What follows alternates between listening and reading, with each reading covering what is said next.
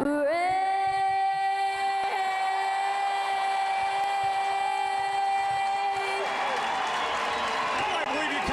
end of what was an absolutely thrilling rendition of the national anthem as we get set to bring you the Indoor Football League playoffs and the Western Conference Championship game tonight at the Snake Pit, Desert Diamond Arena in Glendale, Arizona, the home of the Arizona Rattlers, the 3 seed. They got a home game in a most unlikely way. Took 2 first-round playoff upsets to get here, but the Rattlers are here to take on the 4 seed, San Diego, a great team. Floyd Simmons here, my broadcast partner, Dale Hellestrade, getting set to bring you this big one here tonight from the West Valley. And Dale, this Rattlers team has been in playoff mode for quite a while. Well, they have. You know, they were put on notice early in the season because of their slow start. Just want to tell you, games like this get me jazzed up, Floyd. This is a chance to go to the Super Bowl of the Indoor Football League. That's the championship game. Players are ready. They're getting after each other in pregame, and so see how that carries over to the regular game. Yeah, it's getting chippy out there already. Everybody wants to go to Vegas and to get there and to take on the Massachusetts Pirates, who already punched their tickets.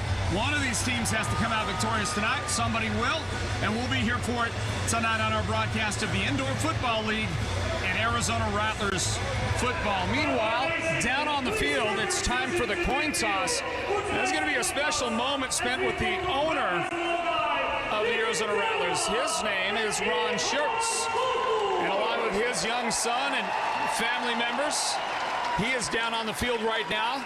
Ron's going to join us at halftime of this game to talk about that first half that will be in the books by the time he gets here. We'll talk about some more with Ron at that time, including another sports venture that Ron's got going on. Meanwhile, let's check in, see if we've got audio from down on the field. And our coin toss is just around the corner. Captains, congratulations to you and your teams on making it to the Western Conference Final. The winner of today's game will play in the Indoor Football League National Championship in Las Vegas on August 17th. My name's Tom Drzdowski. I'm the referee for tonight's game. This is Todd Evans. He's the umpire. San Diego, you are the visiting team and will call the toss. The coin we're using today is the Indoor Football League coin, which has the Eastern Conference as heads and the Western Conference as tails. San Diego, what is your call? Tails, the blue side. Nick Davila, he's going to toss the coin. Tails is the call. Nick, whenever you're ready. It is a tail. San Diego, you've won the toss and have elected to defer. Arizona, you're going to receive. San Diego, which way would you like to kick? Kick this way. San Diego has won the toss and has deferred their selection until the second half. Arizona will receive at this end of the field. And it does look like we are going to bypass what was a special moment with the owner of the Arizona Rattlers, Ron Schertz. So that's not going to take place. We'll talk to him at halftime. You see a great look at one of the all-time greats, the all-time winningest coach in indoor football history. That covers this IFL league. That covers the AFL. You put it all together, and Kevin Guy with 262 victories is now one in front of Curtis Riggs and owns the all-time record after last week's playoff victory at Vegas. That last-second win that vaulted this Rattlers team here to this round of the playoff. Floyd Simmons, Dale Hellestrade, and the Rattlers, they're ready to go tonight. They're definitely ready to go. Obviously, they had an extra day or so rest this week to get themselves healed up, ready to go. You're healthy. You see a light at the end of a tunnel now. You're playing games, you know, back in June and things like that. You're wondering when's the end of the season going to get here as a player, and now you're sitting here going, it's here. Well, it's the 3 weeks left if you get to the championship game, and so you want to go ahead and give it your all. A lot of pregame emotion. What I'm going to keep an eye on, Floyd, is anybody going to have pre-snap or post-whistle penalties here early in the game? Because sometimes you let your emotions get away from you a little bit and you make silly penalties. The towels are out for the Arizona Rattlers. The home crowd is ready to go, just like the Rattlers are on the field. And if you didn't get here to the game to get your, I'm going to call it, get your terrific towel, well, then you're missing out. As we see a squib kick that's fielded by the Rattlers at the 12-yard line. Jamal Miles straight up the middle, and Jamal's going to back his way into San Diego territory. He'll get tackled about the 16-yard line, and that's where the Rattlers offense is going to set up. Meanwhile, let's introduce you to the third member of our broadcast team. He is going to be on the field all evening long for us. That's Joe Pequeno. Hey, Joe. And Joe must be having an issue with his communications, his comms. We'll get that straightened out, and we'll have a discussion with Joe just as soon as we can. Joe will be patrolling all night long for us. I want to see if he had his eye on that pregame kerfuffle. Yeah, get his firsthand up close look at what took place. I don't know if we caught that on camera. I didn't get to see it, unfortunately. As the Rattlers go to work, and they'll try to find Shannon Brooks from the backfield, and that pass is off his fingertips, incomplete. Arizona throwing the ball on first down against perhaps the best defensive backfield in the league this season, the San Diego Strike Force defense. One change to that starting lineup up front. You move Cole Carter back to center, where it's all IFL. Last year, first team, Lamar made his left guard, but didn't you have Isom Facian at right guard? He's a diminutive 6'4", 350 pounds of physicality. Maybe one of the few guys I know, Dale, that could call him diminutive as Shannon Brooks carries it around the right side. He is going to get driven into the wall. That'll be a short gain and bring up third down and 3 straight ahead for the Arizona offense. One of the big decisions that Kevin Guy made last offseason, a change of quarterback. You decide you're going to change your quarterback who's an MVP for a couple of years running, struggled in the playoffs. You bring in Dalton Snead, championship quarterback, expressly for situations like this. He's got the experience, though he's young by even IFL standards. His pass into double coverage is going to sail over the head of his intended receiver, Corey Reed Jr., the guy on the other end of that, and it goes incomplete. And here we go. It's fourth down and 7. The Rattlers, rarely are they going to run the kicker route, run the place-kicking team out there, Dale. This is a risk-reward offense that Kevin Guy designs. Especially early in the football game, Kevin Guy's always shown confidence in his offense, his play calling, and his players. Fourth down, big play. Can San Diego get the stop? Here's a pass caught. Jamal Miles will spin out of initial contact and get enough for the first down. They're going to move the chains, and it'll be first and goal. San Diego will argue a bit, and they think that they got the stop. How about the crafty veteran right there doing everything he had to do to stretch it far enough and get it to the 6 and get that first down. 5'10", 180 pounds. Jamal Miles has a heart of a 220-pounder. He was not going to be denied that first down. And this handoff goes to Shannon Brooks, and Brooks will get yardage to the 5-yard line. That's where he is brought down. And they will bring up second and goal. Short gain for Shannon. Talking to Kevin Guy yesterday, I don't know how many times he talked about San Diego being the most physical team that Arizona played this year, especially on defense, especially up front. Really hard to run against this defensive line for San Diego. They're big, they're strong, they're physical, and they like to bring it. And that is going to make it tough to run the football, but you got to try and do it a little bit to keep them honest. Dalton Snead, with a championship under his belt, will fire toward the end zone, and that's incomplete. And that's incomplete thanks to great defense by San Diego, and that's something that they pride themselves on. Was that Atoa Fox who came up with the play? I think it was. One thing to keep an eye on here early in this game, how much contact do the officials allow the defensive backs to get away with? San Diego, again, I just got through saying they love to be physical, not only up front, but in the defensive backfield. And they'll grab a little bit, push a little bit, especially if they can get away with it. Pump fake, throw now, pass caught, touchdown, Rattlers! Arizona strikes first in the Western Conference Championship game.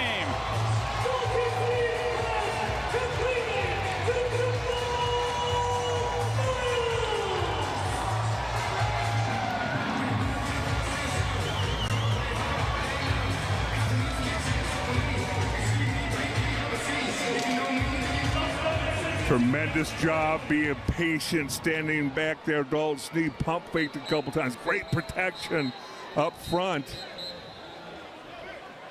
Looks like there might be a challenge of some sort. I'm looking to see if there is a red piece of laundry on the field. I don't see one. Although San Diego will come out and talk to the officials. And let's let you know who those officials are. The referee is Tom Drzgowski. The head linesman, Kevin Kieser. The line judge is Justin Nash. The umpire, Todd Evans. And the back judge is Jace Carlson.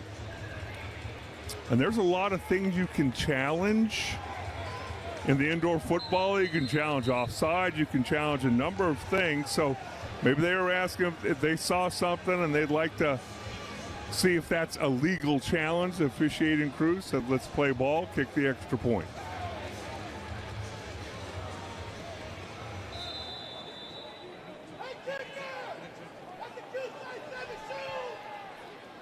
Dawson Evans wearing a defensive lineman number. Thank you very much. No matter. And he drives it through, adds the points. And the Arizona Rattlers begin on the field. They begin this Western Conference Championship game exactly how they'd like to. Get the ball on offense, put the ball in the end zone, and we'll grab a timeout with Arizona in front 7-0. This is Arizona Rattlers football.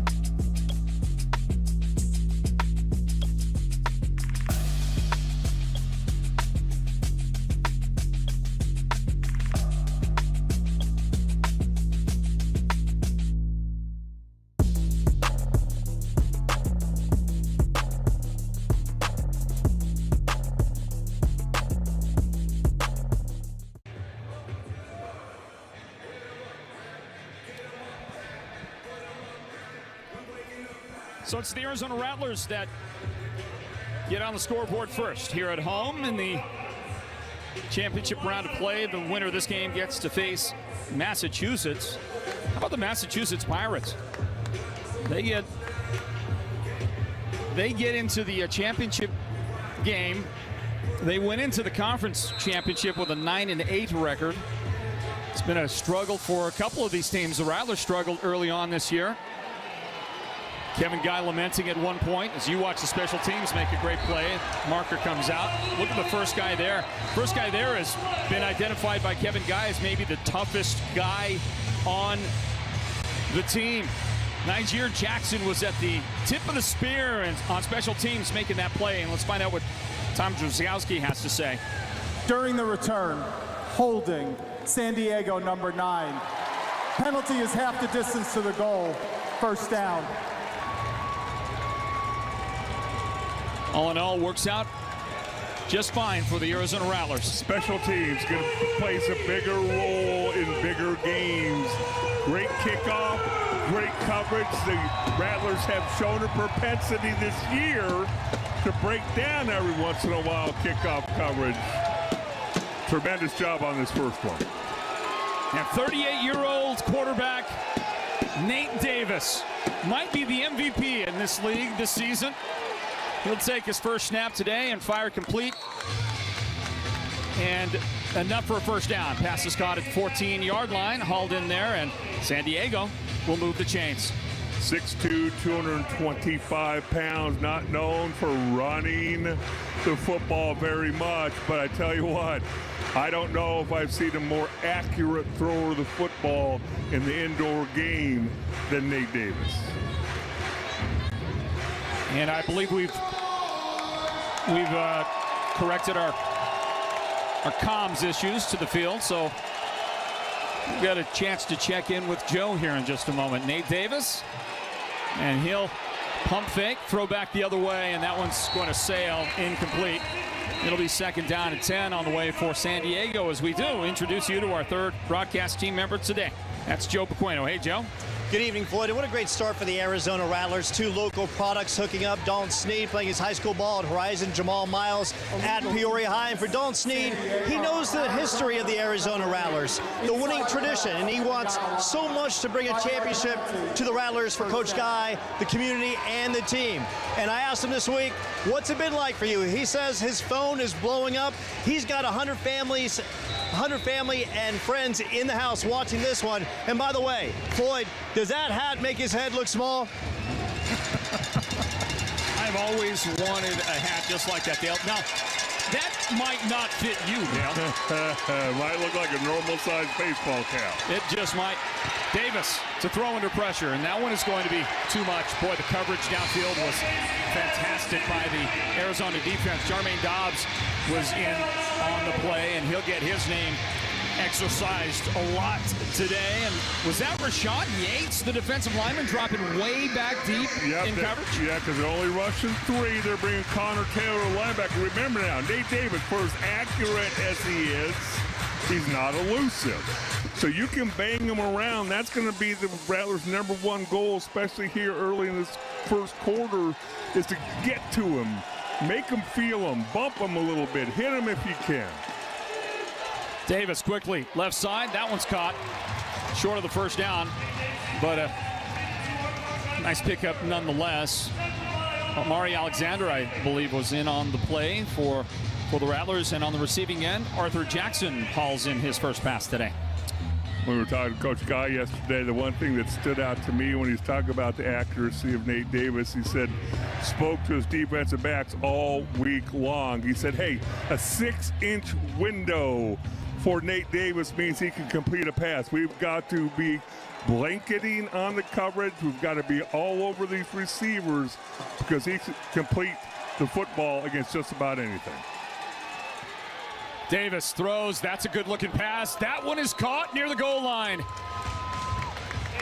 What a fantastic throw. It was Jackson on the receiving end of this one. The coverage was pretty strong, but I think the throw was about as good as you could ask it to be. And Nate Jackson, I mean, he's a guy that can make that throw, and he makes it often. Well, again, we just got through talking about a 6-inch window. That's about 6 inches between the dasher board and the defensive back, and somehow, some way came down with it. First and goal at the 1-yard line. Davis flips it out the left side, and a tackle made for loss. And look who gets there first. Your linebacker playing downhill all the way, and that's Connor Taylor leading the way and helping to make that stop. The ball goes back to the 2-yard line after that fine defensive effort. This defense, the second half of the year, has gotten healthier. You get Dylan Winfrey back. Devontae Merriweather's been playing lights out. And Connor Taylor, kind of a lightning bolt last year, second half of the season, has picked up his play. And you can see the difference that he makes for this defense. I believe that was Rudy Johnson that carried the football. And he'll get it again on the speed sweep, and he finds nowhere to go as the Rattlers close it down. Kevin Sims was there. Dylan Winfrey was near that point of attack, and the Rattlers, they push him back even more. This one's going to go out just past the 3-yard line. I think a little bit like the Rattlers, this strike force offense knows that they cannot throw the football every down, but I've scoured their roster. They're looking for a running back, and Rudy Johnson's listed as a quarterback defensive back, and yet he's trying to carry the ball against this defense. 3rd and goal now at the 3-yard line. Motion on the left side. Davis wants to throw. He pumps it, throws to the back of the end zone. And you know what? That was knocked from the hands of the receiver. I thought he had a clean catch for just a split second. And then Jermaine Dobbs got his hands in there. Boy, Jermaine has played some great football, especially down the stretch for the team, and he helps to break that pass up. He did a really nice job there. Almost looked like this was going to be complete. Let's watch those hands. Gets it inside, comes up, knocks the ball loose, and brings up now a 4th down situation.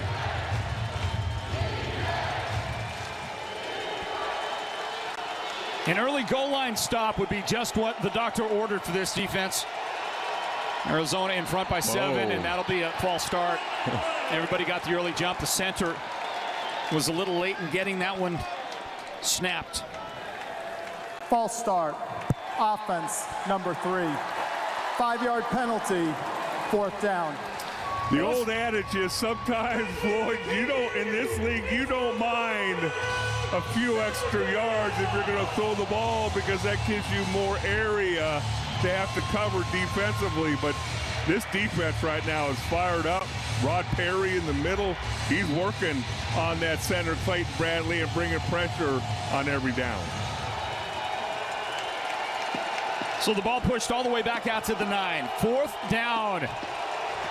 Davis throws under pressure. That one is incomplete. There was a lot of contact right there. Amari Alexander defensively making the play. Timeout on the field. Timeout taken. The Arizona Rattlers have come up with a huge stop. We'll return to the snake pit in just a moment as you grab another look at this great defensive. Well, you know, that was just fortunate for the Arizona Rattlers, and they'll take it. We'll be back in a moment. More Arizona Rattlers football on the way.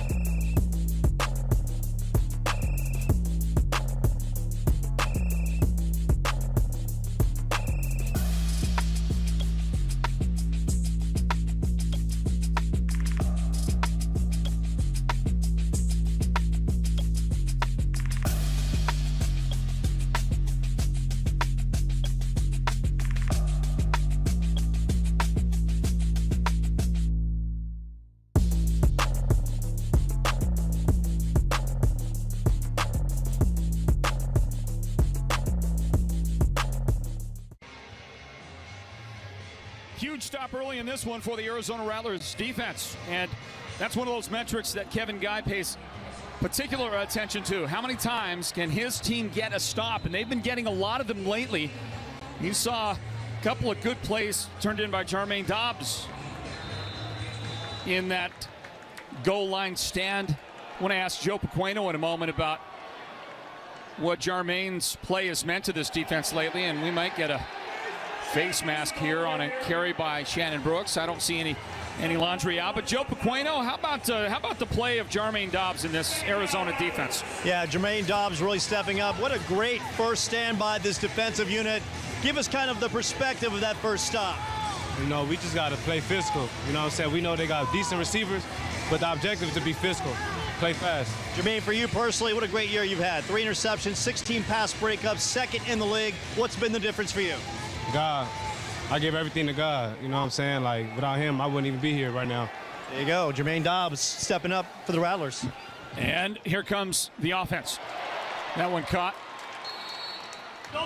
It's going to be caught by Shannon Brooks. Brooks out to about the 16-yard line, maybe. Just past the 15. He'll be short of the first down. It'll be third down, very short for the Rattlers. As we bring you all back into this one at the Snake Pit. Injury. At least for a moment anyway. We'll see which Arizona Rattler is. Nope, pardon me, that's one of the defenders. That's one of the strike force players, and you see him right there. Wellington, Brandon Wellington, the linebacker, on the ground, slow and getting up. Boy, he made a heck of a play there on Shannon Brooks. He took a nice angle. Brooks tried to put on the brakes and bounced behind him. And Wellington able to put on the brakes and get him into the dashboard right here. We'll see if we can see what happens here. It looks like maybe that right ankle got twisted up on him a little bit. But a really, really nice defensive play, but they're looking at the right knee.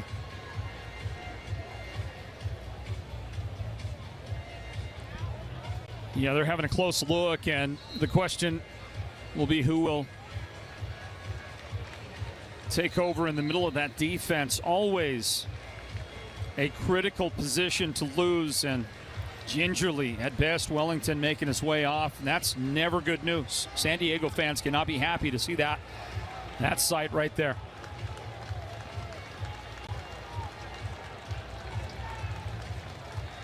.6'2", 220 pounds, can cover sideline to sideline. Obviously one of their bigger playmakers defensively, and that's a big loss if he has to miss any more of this football game. So we'll see what San Diego does in the middle of that defense. And the umpire is going to block my view as I try to figure out what change is going to be made. Here's a pass caught by Corey Reed Jr. for the first down. He'll be out to the 21-yard line after that. It might, well, I'm going to have to look again here to see who's taken over at linebacker. Such a critical position on the field, Dale. How many more important spots are there on either offense or defense for a team in this league with only 8 guys out on the field? Your linebacker is so critical. Right up the middle, we hear Kevin Guy talk each and every week about, you know, you got your quarterback, your center, your middle linebacker, and your safety, how important they are to your football team. Fake it, keep it, look at Dalton Sneed with the cutback. What a move by the quarterback, and he'll go the distance. Arizona on the board again. Surprise, surprise, surprise. There was a lot of people in the building who were fooled on that fake to Jamal Miles. Yes. And wait till you see the pull from Lamar Mady, one of the only linemen in the league, over 300 pounds, who is athletic enough to pull around on a quick guard power and lead the way. Lamar Mady, one of 3 Arizona Rattlers to play on their previous championship, which has now been a few years back. They'd like to get another one this year. Watch this. Look at 94 on the field. Everything about that play was A-OK, wasn't it? It was very, very good. Again, Cole Carter back at center, and I mean, Sneed looks like a scat back. I don't know if I've seen speed like that from Sneed all season long. Sometimes fear will do a funny thing to you. Is it the flight or fight? Is that what you're trying to tell me? It's, you know what? This is a big hole. I better get going. The guy that's taken over at linebacker is Sherrod Williams. Williams is experienced, and I don't know that they lose much in going to Sherrod at linebacker. San Diego, though, obviously he did not find a way to figure into a tackle on the Dalton Sneed rushing touchdown. Well, I really probably don't care much if it was Williams or it was Wellington.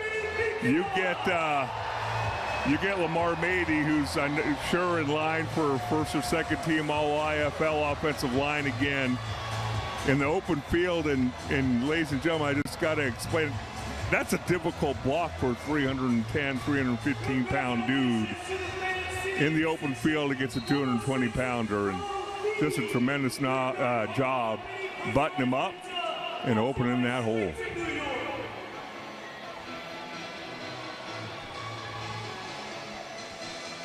Have you made your plans to be in Vegas in a couple of weeks? 2 weeks to the championship day, August 17th, Saturday, 1 p.m. Henderson, Nevada, the precise location of the championship game here in 2024. Massachusetts, they are already on their way. I'm not sure if literally on their way, but they're going to play in that game, and the winner of this one will meet the Pirates. Here comes the return, and that was just a wall of coverage. Devontae Merriweather, so good on defense and special on special teams, making that play. Did you see Merriweather go up above everybody like Superman? Watch him come flying in here. What a tremendous job. 4 white jerseys. Again, I've talked about it. They've given up some kickoff returns earlier in the season. They've got that buttoned up. Just wouldn't be denied on that, Woody. There's Devontae Merriweather right there. Plays the bandit position. Strong safety in this defense for Kevin Guy and the Arizona Rattlers. Coach Guy would like to win a championship for, among other reasons, for that young man right there, for Devontae Merriweather, who's played so well for so long for the Rattlers. You see that pass caught.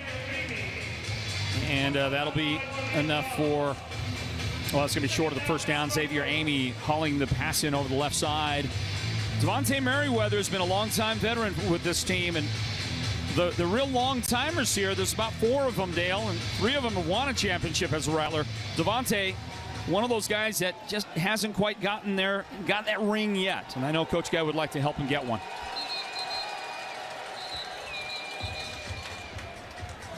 You're going to watch time. This is the end of the first quarter. Timeout on the field. You're going to watch time tick down here in the first quarter.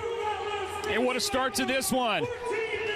Particularly for those Arizona Rattlers, as they will grab a 14-0 first quarter lead over San Diego. Stand by. More Arizona Rattlers playoff football is on the way.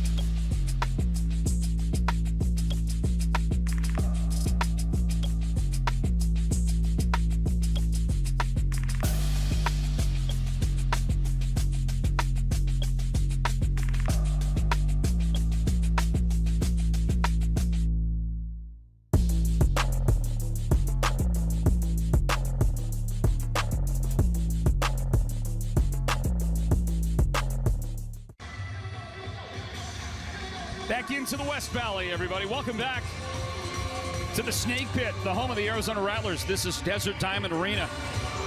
And Desert Diamond is going to undergo quite an extensive facelift in the offseason. Tens of millions of dollars will be spent to refurbish aspects of this home of the Arizona Rattlers. Can't wait for it. And for those who are wondering why a Monday night, well, there were other events scheduled On Saturday and Sunday, there was a monster truck event here.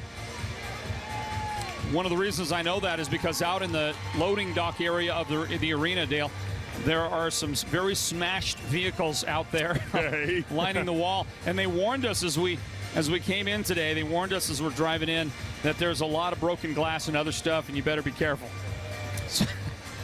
So the monster trucks and other activities here at Desert Diamond Arena. And I think those were probably set up before the Rattlers even moved here. You know, they have to do that stuff a long time in advance, because one of the big reasons that the move was made out here is the Rattlers are the #1 tenant out here, and they will take priority, which wasn't always the case in downtown. Ever been to a monster truck affair? I have not. I think you need to get out there, man. It's pretty awesome. Here we go. Start the second quarter. Lofted down the left sideline. Pretty good touch on that ball, but that's what you get with Nate Davis. Nate is able, I don't know how he does it. He gets an unbelievable spin rate on that little soft touch pass. It's a perfect spiral, and it was just off the fingertips right there. Catchable and thrown in about the only place that he could have kept the defense from getting the ball. Well, and I think our question has been answered here. Are the officials going to allow some physicality downfield? If that play is the answer, then yes, they are. Devontae Merriweather, bunch of contact running down the sideline, and they allowed them to continue to play. So if that happens against the Arizona receivers, beware. Handoff. Not going to amount to much. Great defense on the near side. Carrying the football again was Rudy Johnson. And the tackle was made out here on this near side of the field. Is that James Neum? It was Connor Taylor. It was Taylor getting out there, making another play, sideline to side. He just seems like he's gotten much more comfortable. His reads have been better as the season goes along, and he's turned back into that dynamic playmaker that this defense needed.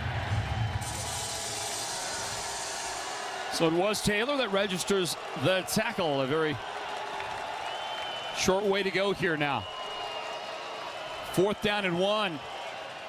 Another stop? Maybe no. Nate Davis is going to do just enough. He gets the lean, he gets the yardage, and the KG veteran has the first down. He said, I can get a yard. I'll fake the pitch here. Taylor has to go honor the running back, but I have a feeling that when you're going to look at that for the Arizona Rattlers, you have a shot at Nate Davis, and James had a shot at him, the defensive lineman, 6'4", 210 pounds, and did not take it. San Diego still looking for their first points today, and they're going to get flagged on a false start here.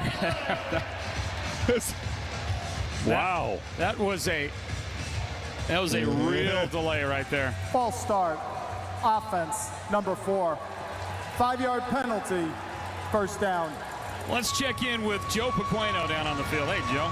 Well, Floyd, as we see Kevin Guy working the sidelines, his list of accomplishments just keep racking up. Last week's victory over Las Vegas, it was win number 262 of his great career, becoming the all-time winningest coach on the indoor arena circuit.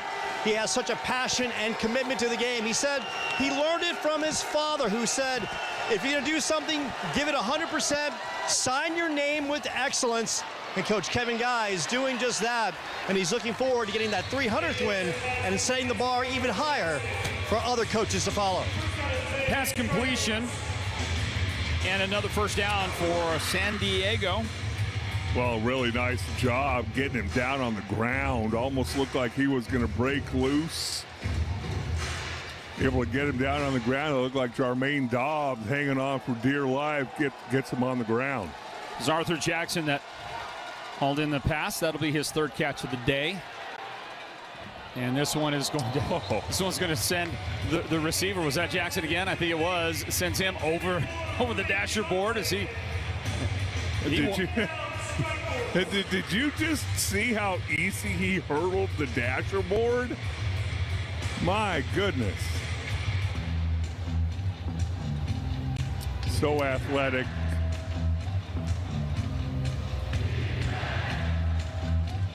Pass incomplete there. And a 2nd down play coming up. Those familiar with Indoor Football League rules understand. The clock runs on most everything in the first 14 minutes of each quarter. Look at this crossing route to find Jackson wide open. He's the favorite target tonight. He hauls that one in for a San Diego touchdown. Miscommunication in the secondary is, you got Dylan Winfrey looking at Jermaine Dobbs, who's looking at Devontae Merriweather, and a couple guys standing on one side, nobody covering Jackson.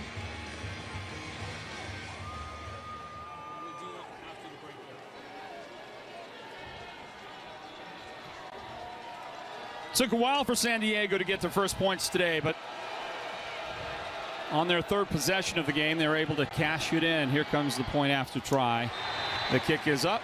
The kick is no good. No good. Timeout on the field. We saw the Rattlers miss 2 early extra point attempts last week. It didn't end up costing them at the end of the game. Here, San Diego is unable to connect Arthur Jackson with that touchdown. This is Arizona Rattlers football.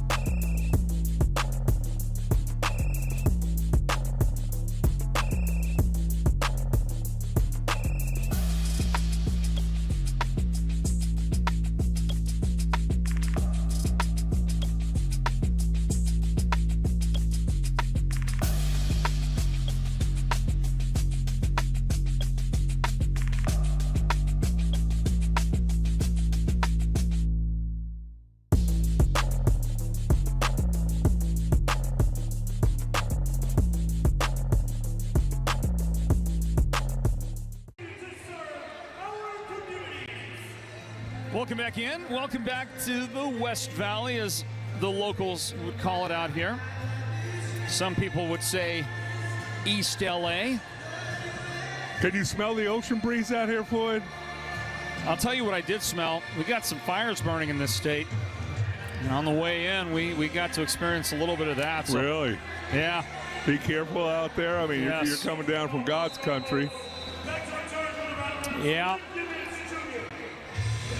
Don't forget a little prayer for those men and women fighting those fires. We got a handful around the state of Arizona, and I'm sure other places in the Southwest in particular. This is an onside attempt, and by virtue of smashing it off one of the front line coverage or receiving personnel for the Rattlers, and that was extremely well done, extremely well executed. And guess what? San Diego has the recovery. They've got the football, and they'll take over down one touchdown. Be interesting here. And then was recovered by San Diego. First down at the spot of recovery. I'm not sure if that was intentional or it wasn't. It's the unintentional, Yes. intentional onside kick. I mean, Taylor, the only thing he could have tried to do was catch that. Probably wouldn't have caught it anyway. Tried to get out of the way, and whatever the intent was, it looked like it was really good. Dale, I'm sizing you up. I'm looking at you, and when you played Little League Baseball, you played first base a lot, and you played third base as well. You remember taking some of those line drives at third base? But you couldn't duck and try and get out of the way. Like that?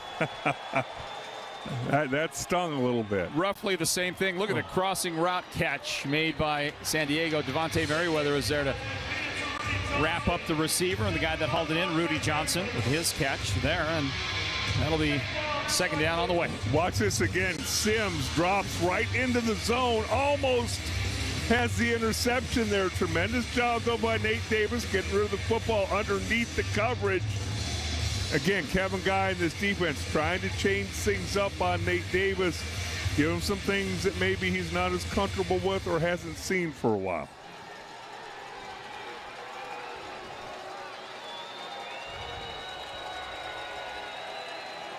The Rattlers have gotten bigger on defense and bigger on offense on the line lately. And look at the play by Jermaine Dobbs in coverage downfield. He was step for step with the receiver and able to be the guy that makes the play as it drops in. He reached back. The ball was right there in his hands waiting for him.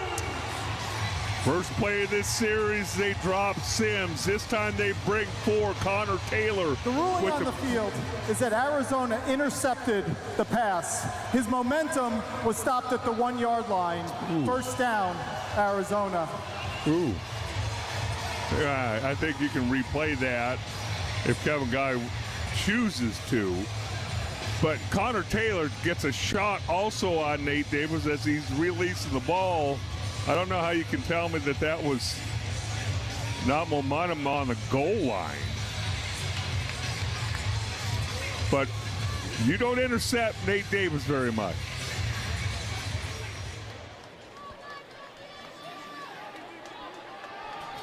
Indeed you don't.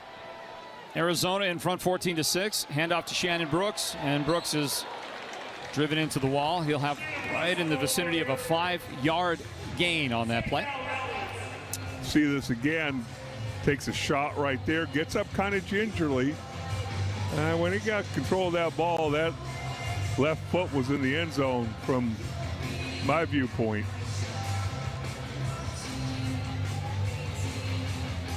But none the worse for the wear. You get 5 yards on first down, and now you got a little leg room. Well, I was going to say breathing room. I think you'll accept it either way. Elbow room. Here's the catch, right side. There's Niger Jackson hauling that one in, and a first down. He takes it out to the 12-yard line. It will be 1st and 10, Arizona. Well, and the thing we talked with Kevin Guy a lot about yesterday, he came under some heavy criticism earlier in the year when he made the quarterback switch. And again, one of those controversial things. You got a regular season MVP the last couple of years in Powell, who struggled in the playoffs, and Dalton Sneed wins the championship. Things didn't get off to a good start here, along with Dalton Sneed's injuries early in the season. But this is why he's here. And a big thing to keep in mind, he's missed 6 games this year due to injury. So the Rattlers, and during that time they struggled quite a bit. The Rattlers have only lately really had the team up to full speed or with the personnel they'd like to have out there. Shannon Brooks, one of those guys they love to see on the field when he's not hurt. He's been hurt this season, on and off. Shannon on the cutback will go down at the 15-yard line. Call that a 3-yard pickup for Brooks, and second down straight ahead. How many games in a row do they have the same receiving corps? Seems like somebody is going down about every week, other than Iron Man Jamal Miles, who just continues to play football week after week, year after year. Glenn Gibbons Jr. is on the floor now, and he will run a co-route stop, but they're throwing deep. Niger Jackson, perfect pass. That is caught for an Arizona touchdown.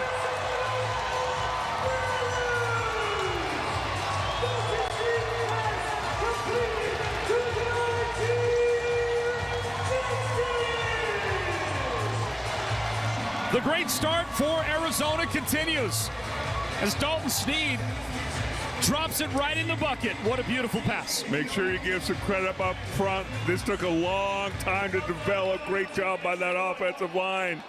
And that's one of the receivers we're talking about. Kind of in and out a little bit. Dalton Sneed and Jackson now have a great connection. You see it right there, and comes through at the most opportune moment. You know, I was thinking maybe a double move, and there just wasn't a double move. He just simply ran by Timeout the defender. On the field. We grab a timeout. Rattler Nation, stand by for more of this Western Conference Championship game as you look at Niger Jackson getting in the end zone, and a beautiful delivery by the quarterback, Dalton Sneed, last year's MVP of the championship game. This is Arizona Rattlers playoff.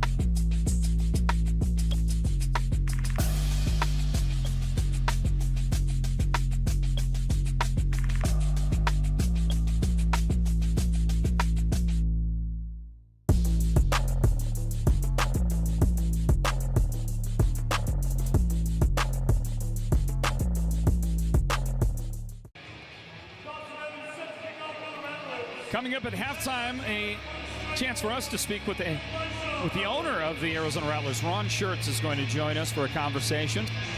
And right after the Arizona Rattlers let loose this kickoff, we'll get to speak with Niger Jackson, who caught that touchdown a moment ago. From the 1 yard line, more great Rattlers coverage. Joe Pequeno has Niger Jackson down on the field. Go ahead, Joe. I think Niger was on the kickoff team. Yeah, sounds about right, doesn't it? Yeah, he's joining us right now, fresh off the kickoff return, and Niger, that great electric bomb for a touchdown. It was a great call, great scheme. I liked the matchup. Once I heard the play call, I knew he was getting 6. What has it been like for you joining this team, rejoining Dalton Snead, and being part of an Arizona Rattlers team that is surging and maybe one step closer to the championship game? It means a lot. Thank you to Coach Guy and his organization for calling me and taking the chance on me. I love being with Dalton, and yeah, that's it right there, baby. There you go. Well, Niger Jackson is an IFL champion last year with the Bay Area Panthers, along with Dalton Snead, as pointed out there. This one incomplete on the near side. Jermaine Dobbs figuring in yet again on defense. I don't know, is he at the top of the IFL in terms of defensive back play right now? Well, he, along with Dylan Winfrey, I think, and then as Coach Guy pointed out, Alexander is as tough and physical, pound for pound, as there is on this football team. And they are flying around defensively tonight. Motion to the right of Nate Davis. Pass is caught out here near the wall. That'll be a completed pass. Xavier Amy hauled that one in for the strike force. Every time they catch a ball, there's a white jersey hitting them. Sometimes more than one. You see the white jerseys flying to the football. Now all of a sudden you're sitting there going, it's 21-6. First half starting to wind down a little bit. How much do you press? You got the veteran quarterback. Nate Davis has seen it all. He'll be fine. But how much do other players start pressing when you glance at the scoreboard? Playing with a lot of confidence out there. Connor Taylor to rush the quarterback, puts a hit on him as this one goes incomplete. I do believe that Nate Davis was feeling the pressure coming straight up the middle from Connor Taylor. And Dale, as I look at this defense, the way they're playing, kind of ears pinned back, kind of playing carefree out there, you know, this is a much different picture than early on in the season when there was palpable frustration all the time surrounding this defense. They're playing great ball right now. Remember the one thing Nate Davis can't hurt you with, and that's his feet. So you can come at him. He's going to be right where he's supposed to be. He's not going to make a move and go for a touchdown like we saw some of those mobile quarterbacks do early in the season.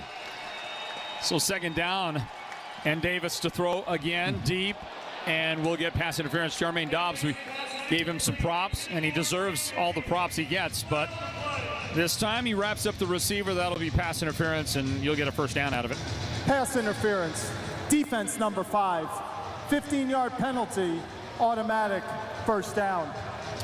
Well, they're going to get them for defensive pass interference, but that's the third play in a row that Connor Taylor has taken a shot at Nate Davis. Watch this. Comes untouched. Hits him. Those little hits start to add up to an older guy. I promise you that. Playing the game as an older guy. You continue to get hit, and you see him coming right in your face. That gets old in a hurry. The Indoor Football League Western Conference Championship game. A halftime talk with Rattlers owner Ron Schertz coming up. In the third quarter, we're going to visit with the IFL Commissioner Todd Tryon. He is in the house to award a trophy to today's victor and invite them to the championship game in 2 weeks in Henderson, Nevada. There's a pass caught. Right over the middle, Rudy Johnson hauling that one in, taking it inside the Arizona 5, and they'll spot him at the 2-yard line, maybe 3, maybe 4. Rod Perry almost had him for the sack, but that time Nate Davis, and he can move around a little bit in the pocket. He's just not going to take off and go for 30 yards. Davis flips it. And Connor Taylor says, not today. What a defensive play. Rudy Johnson trying to find the edge. And Connor Taylor said, absolutely not.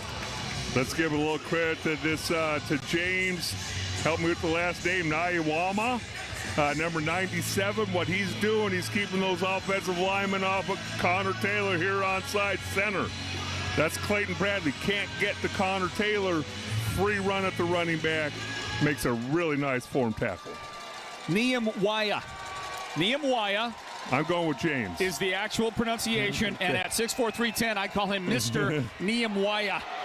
Look at the guy with the feet running, throwing, and finding a guy for the touchdown. Nate Davis connects with Xavier Amy for the strike force touchdown, and a big touchdown for San Diego. They needed that. They needed those points right now. Well, and just as we're saying, he can't hurt you with his feet. Not going to hurt you with his feet, but he showed that athleticism to be able to step out of the way of oncoming pressure, and then you got to make a decision defensively. You got to come up because you can't allow him just to run in the end zone untouched. Finds a receiver open, drops the ball off late. He threaded the needle like he'd once. Here's the kick. And that one is going to be no good for a second time today. San Diego doing what the Rattlers did the first two times. They scored in the first round of the playoffs. You hear the announcement as you watch him, Nate Davis thread the needle again on that touchdown pass to Amy. And our score, to close in on halftime, Arizona 21, San Diego 12. The 1 minute warning. We're back with more Arizona Rattlers playoff football in just a moment.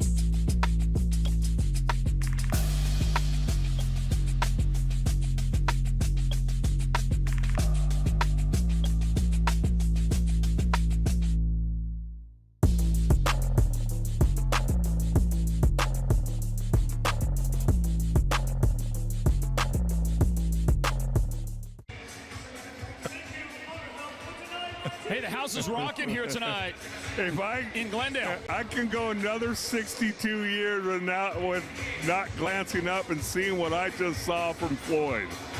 Whoa. Which is I don't know what that was. My patented dance move. And it kind of looked like you're going into a conniption or cramping.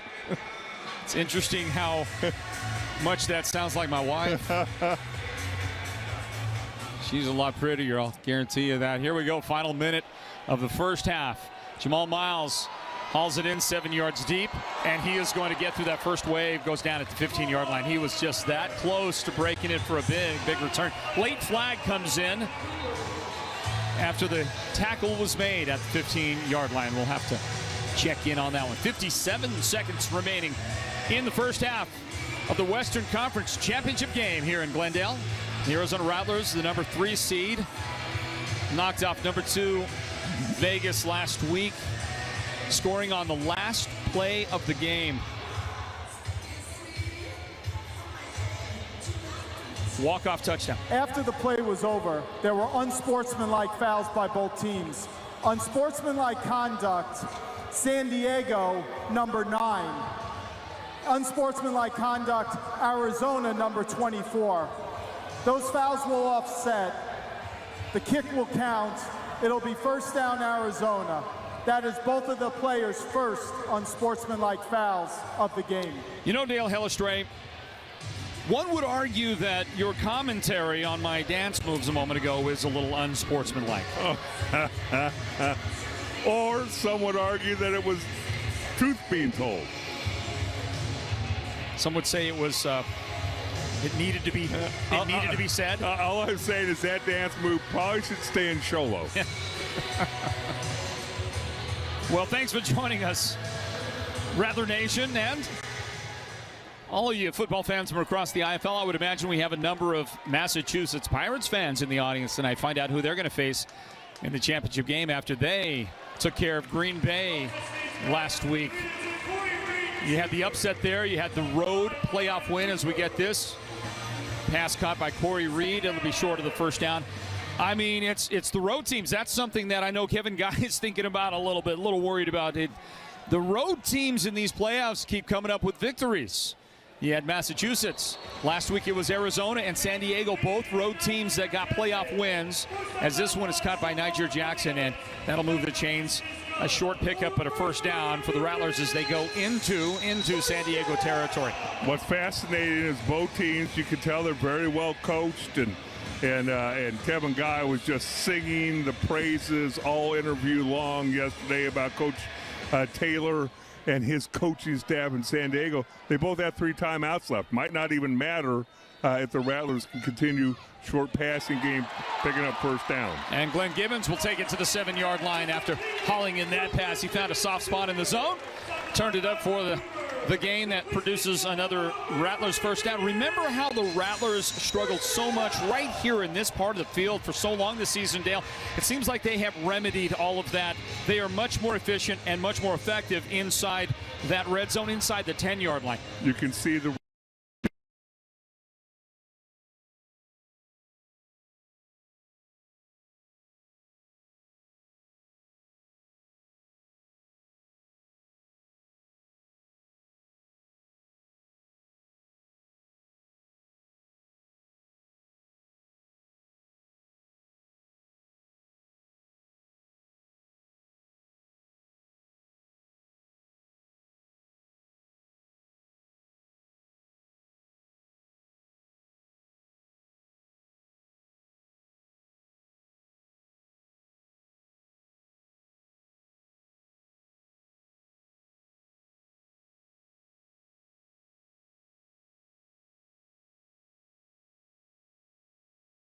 It's Las Vegas, a kickoff return for a touchdown, and once again moving the sticks for the Rattlers in the key drive in this first half.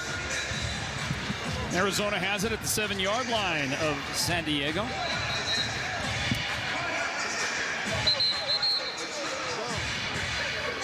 And we let you know, thank you for hanging with us. There's a network issue of some nature unidentified on our part, but there has been a problem. I don't know if it's at the arena or elsewhere, but thank you for your patience as we have had some sporadic problems in the last few moments. Here comes Dalton Snead. He delivers right side. Jamal Miles turns it up and turns it into a touchdown. Arizona on the board again.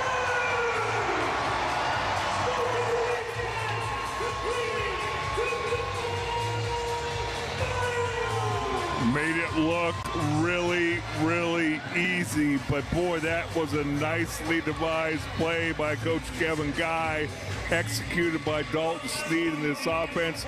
Receivers running DBs into DBs and just wide open for the touchdown throw. 15.7 seconds remaining. The kick is up and good for Dawson Evans, and the Rattlers tack some more on here in the first half. 28-12 they lead. We'll talk with Rattlers owner Ron Schertz here in a few moments. I don't know if you know this or not, Dale. I think you do, but Ron Schertz has recently invested in a quality professional soccer team in the country of Italy. I did read about that, and it's a sport I don't understand, but I do understand it's very, very popular. I would say in Italy it's almost as popular as what's that ice cream-like dish that they serve there? Creme brulee? No, that would be French, I think. Oh. I think that's France. Hold on, you're asking me. You look like a guy that's had a dessert or two. Wow. That's all I'm saying. I'm sorry I hurt your feelings about your dance moves. That was not I wasn't paying you back. No. Italian ice? Yeah, it's. I know. There's a name for it. I don't know. No, but congratulations to him. I know he's got to be super excited about that. Shows you how smart we are.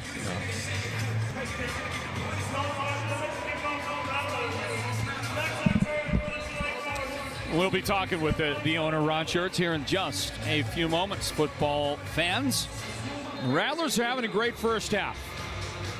This is one of those moments where, you know, as we close out the half and you watch Dawson Evans kick it high, hangs it up there to the goal line.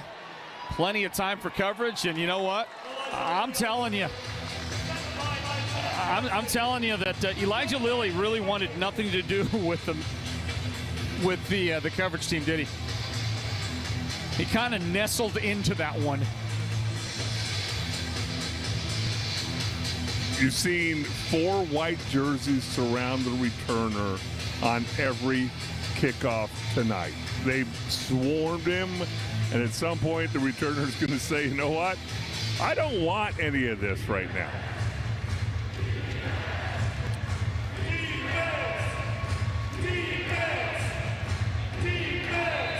Well, there's 12.1 seconds left. You've got all 3 timeouts, so you got plenty of time to run a few plays. Let's see how San Diego decides to try and play this. Do you try and get 7 points? Do you try and set up for a field goal even though your kickers missed 2 extra points? Dumping over the middle. Catch is made. Rudy Johnson hauls that in, goes out to stop the clock at the 15-yard line. 7.4 seconds left. Well, at that pace, you've got one more play to run, and then you either got to throw it to the end zone or you've got to try a field goal. So fascinating the strategy here. As I've talked about, Kevin Guy has so much admiration for this coaching staff of San Diego and really holds them in high regard. Davis finds a guy wide open, and now with 3.9 seconds remaining, the San Diego team is positioned well to put 3 on the board if they would like to, but with the deficit mounting as it is, looks like they're going to try to get to the end zone here. Yeah, they're going to call a timeout. Timeout taken by San Diego. They've got 1 timeout remaining here. We'll see if it matters. Yeah, I'd be really fascinated. Right under 4 seconds. Can you throw a ball to the end zone and still get one more play? I wouldn't think so. So I think this will be your last play of the half. That's why you call a timeout. You get everybody on the same page. You get everybody lined up correctly. And you run your favorite play to try and come away with a touchdown.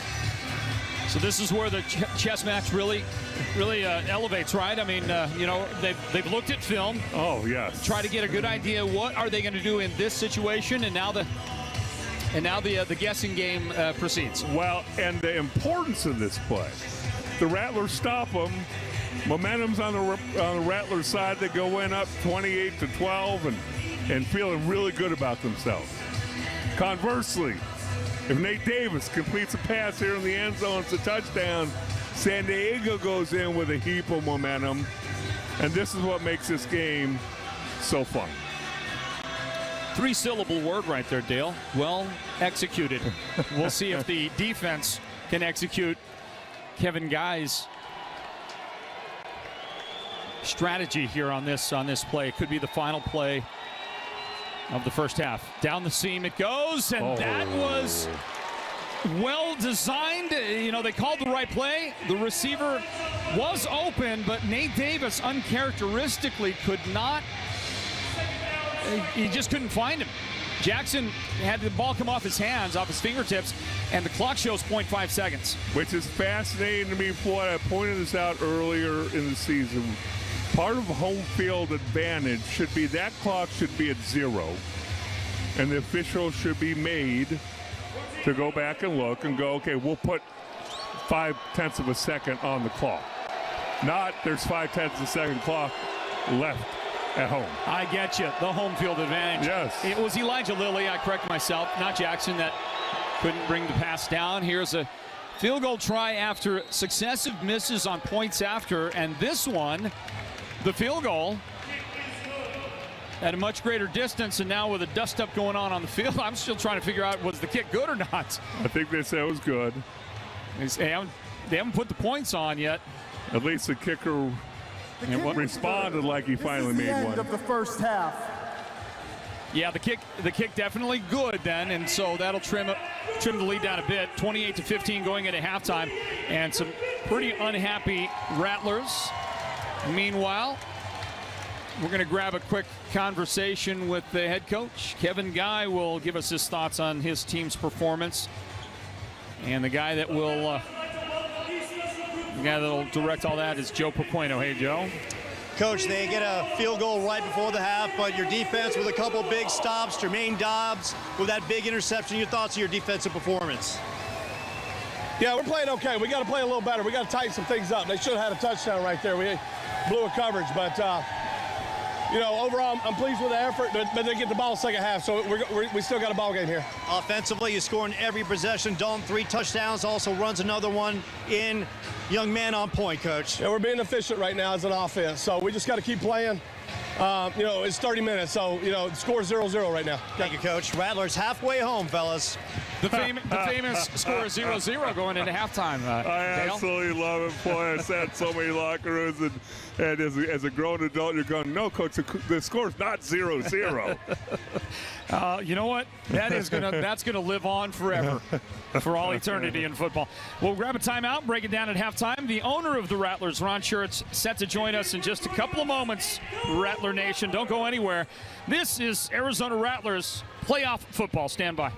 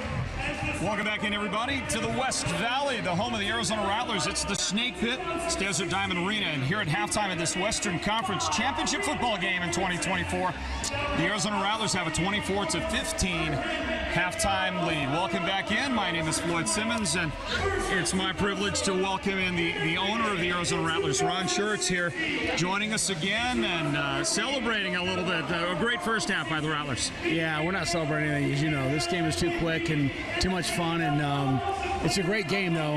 I mean, they came out on fire a little bit, right, and made a couple plays, and we'll see what happens here, but just fun to be here. Well, Ron, the Rattlers make it their business to go deep, playoffs, but it's been a little while since you got the championship trophy. A win tonight, and certainly that first half makes a chance at a championship trophy look attainable for sure. But what does it mean to you as an owner with the high expectations that this team would play like they are and then would give themselves a shot at a championship? So we just expect to win every year. We haven't won for a while, as you know. To go up to Vegas and get that big win last week and then get this home field advantage today, this is huge. I mean, that's probably the difference in the game right this second, is this crowd's alive, and it kind of reminds me of back in the day where it was on fire the whole time. So we're just excited about being here and have the opportunity to get to Vegas next week. How fired up were you in that final moment when your team scored that touchdown? 2 seconds on the clock at Vegas, and they score the game-winning touchdown. Well, insider trading, we were together, by the way, in the suite, so we hung out together. But to see that happen right there, it's just kind of like Kevin said, we're 1-4, we start off. We go on this run here, and our guys are playing, and pretty excited just to be here. Yeah, they're playing some great football. Dalton Sneed looked great in that first half, accounting. He figured into every touchdown scored by the team. That long touchdown run was impressive. He's just a stud. I mean, he's just a gamer. And I taught him before the game, I'm like, hey, this is why we're here, right? This is why you decided to be here, is to be in this situation right this second and go play, go win this game. Let's get to Vegas and turn it up. Talking with Ron Schertz, he's the owner of this Arizona Rattlers football team. My name is Floyd Simmons, and a nice halftime lead for the Rattlers, who took, by the way, a 14-0 lead at the end of the first quarter. You'd love to get starts like that, and I'm sure that Coach Guy, who told us going into halftime, the game is 0-0. Okay, if that's what they say, if that's what he said, the game is 0-0 starting that second half. That's what they do, right? That's how you coach. 0-0, let's just keep it going. Cannot let down. Hey, this isn't the only thing you've got going on, Ron. You have fun in other areas of your life. You're a very busy guy. You like sports, and you recently made what was a pretty impressive, and I don't know, I didn't see this acquisition by you coming out. It came out of nowhere. Venezia. In Italy, soccer club. Venezia. Venezia. So the logo here, we bought part of the soccer team and football team in Venice, and we had the opportunity to win the last game of the year to go to Serie A, and it was a pretty special experience. So very similar to this concept, and got a handful of partners over there, our friends, and to go over to Venice and win there in a stadium that is on an island. It's water all the way around to be there. Pretty special for 120 years in Venice to do that. So I love the sound of that. That sounds like a lot of fun. Ron, the Rattlers have been around 31 years. 31 seasons, I believe, is the number. By IFL and indoor football standards, that's a long time. Your football club in Venice, I think it's been around since 1907. Yeah, you would know better than I do, but I know it's like almost 120 years, so it's a long time. And I think they've only been in Serie A a couple of times the whole time. It was pretty special, so we're pretty excited about it. Ron, before I let you go, I just want to ask you about the venue. Again, I mean, a lot of fun today. Fans are having a tremendous time. Your thoughts on playing here in Glendale? I'm telling you what, this feels like back in the day. I'm just telling you, like, we had a little bit of lull here for a little while, but I'm telling you, this is exciting. The crowd's exciting, and everybody stepped up tonight and turned it into a really great venue. All right, well, Ron, I look forward to seeing you in a couple of weeks. I'll be there for sure. I get the opportunity. Todd Tryon extended that invitation again for me to join the broadcast team. I'll call play-by-play of the championship game in a couple of weeks. But Rattlers looking pretty good. I might get to see you again real soon. Just really solid. Just excited. Cool. All right. Thanks, man. Ron Schertz, the owner of this Rattlers team. Thanks, Floyd. A big lead at halftime for the Arizona Rattlers. We'll continue our breakdown in a moment. This is Arizona Rattlers playoff football.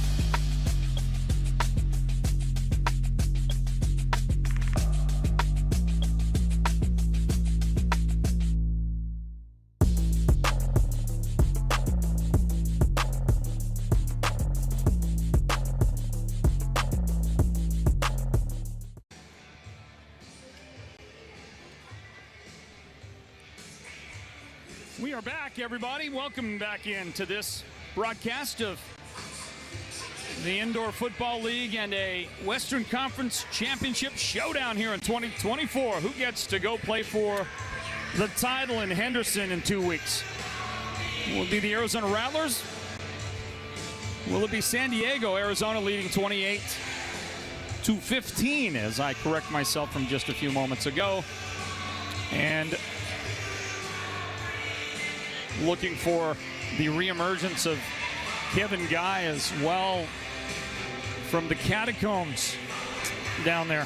Players out pretty early. I think it was a very succinct halftime talk. You're 30 minutes away from realizing your goals and your dreams. As you mentioned in that first half, about 4 guys on this football team have been part of the last championship for the Arizona Rattlers, and so brand new experience for everybody. And what a feather in Dalton Snead's cap it would be.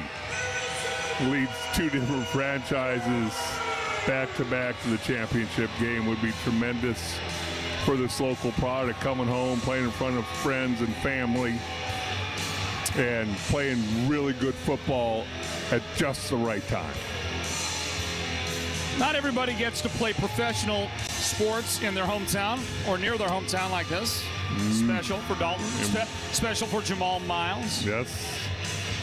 In fact, Jamal, very close here, the Peoria High School graduate and ASU Sun Devil, but Peoria just right up the road.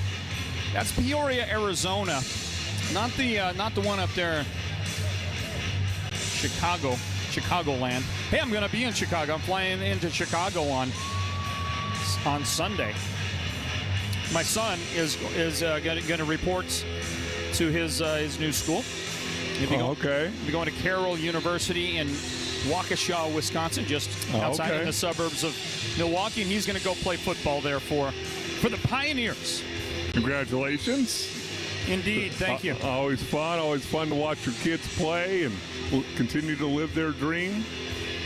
Hey, that's why I tear up almost every night at the Olympics when I see these athletes sacrifice so much. And I mean, I saw a meme about that 100-yard dash to where literally 5,000th of a second was the difference between a gold medal and no medal. Are you kidding me? Did you also notice that the 10th place time in the heat, right? 10 ran the heat. I think the final heat in the 100, it was like 8 or 10. I think it's 10.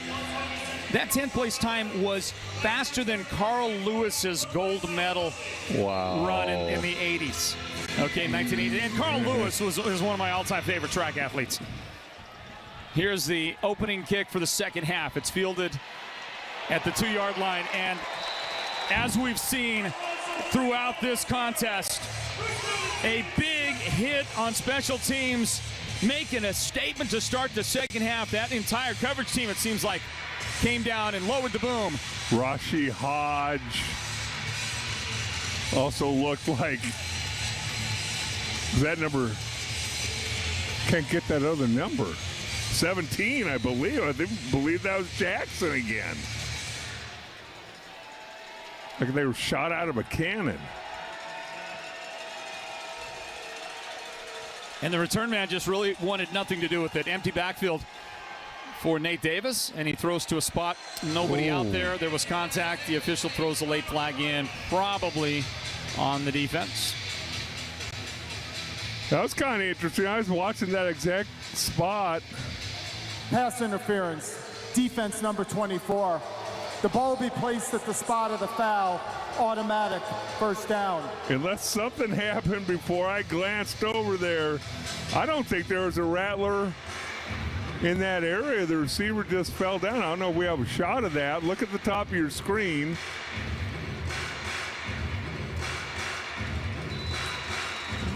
I mean, it looks...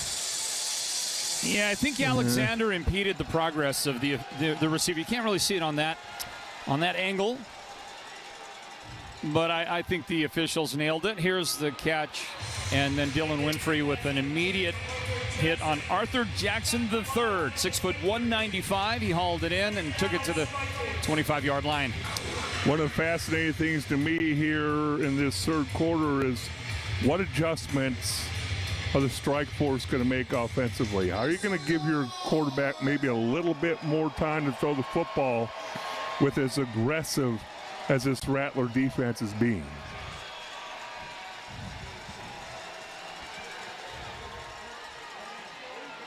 Rudy Johnson takes this one and gets the first down. He'll go across the 20. Jermaine Dobbs able to bring him down right at the 17-yard line. And one of those things, you're probably going to try and run the football a little bit. Looked like Jalen Booth had a nice block there on Connor Taylor, and they're not lacking for size up front on the strike force either. Jalen Booth goes 6'5", 355.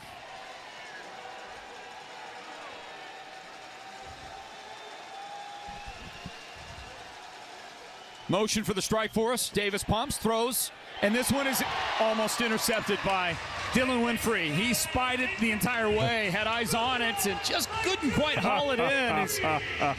And he'll discipline himself for not making the catch. You do that in practice sometimes. You drop an interception. You got to do some push-ups. Tremendous break on the ball. The only thing he wasn't able to do was come away with the football. And what a huge momentum play that would have been.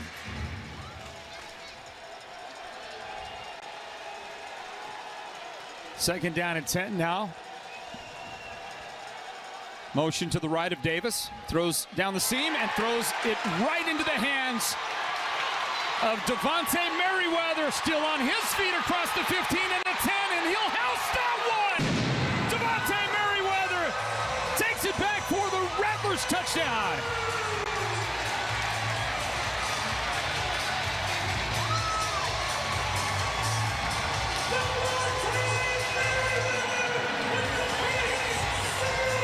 It is hard to be happier for anybody on that roster as much as Devontae Merriweather. He has done some special things as a member of the Rattlers, has not won a championship with them, not yet. Look at him weave his way down the field. What a return, and has a touchdown. The return is one thing, Floyd. The other thing is Nate Davis is confused right now. Kevin Guy and this defense is throwing the kitchen sink at them, different coverages, different things on almost every play, different pass rushes. And he's confused. He doesn't see Devontae Merriweather on this play. Throws the ball right to him. This time, the Rattlers catch the football, and then Devontae, you're not going to catch him if you're an offensive lineman, and that's so frustrating. But you're right. It couldn't happen to a better guy, more seasoned veteran, bigger part of this Arizona Rattler team. Stand by, Rattler Nation. We'll continue in a moment. More Arizona Rattlers playoff football on the way.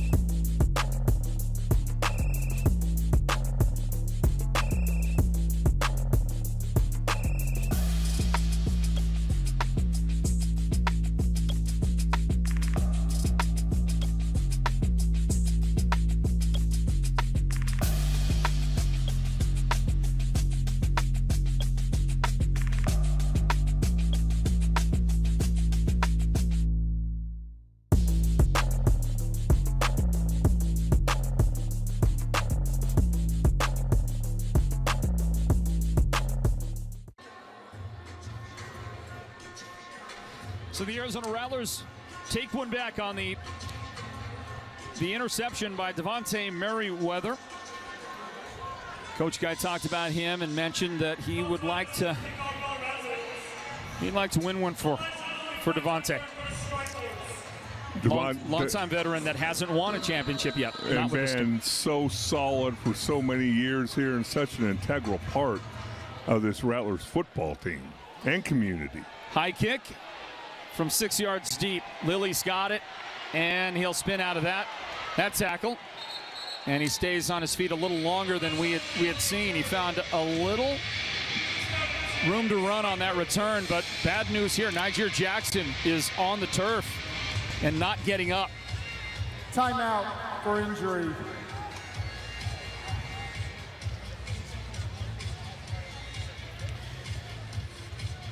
Jackson remains on the turf, as you see right there. And, you know, when you have the roster size 25-ish guys in your roster, Dale, you don't want anybody missing in action. Well, and he's starting to get up, but we've talked about the health of that wide receiving core that has been around now for a few weeks, and you can just see the timing of the offense has improved each and every week, and he's jogging off. That's a great sight. As I mentioned, Floyd, coming in to this second half, you have a lead. What do? Do you allow them to go down and score a touchdown? You turn the ball over and give them another chance to score? Or do you shut the door as quickly as possible? And there's no more emotional pull than an interception return for a touchdown on the first drive of the second half. Nate Davis hands it off. Rudy Johnson slips a tackle and gets to the 20-yard line. Nate, got a nice gain out of something that shouldn't have happened, and a little better than 5 on the play. Yeah, but nothing's coming easy. I mean, he's dodging guys 2 yards in the backfield. You know, whether you're talking about the defensive lineman, whether that's Kevin Sims or Connor Taylor, makes 2 guys miss. Tremendously athletic play on his part, but still having to work for everything.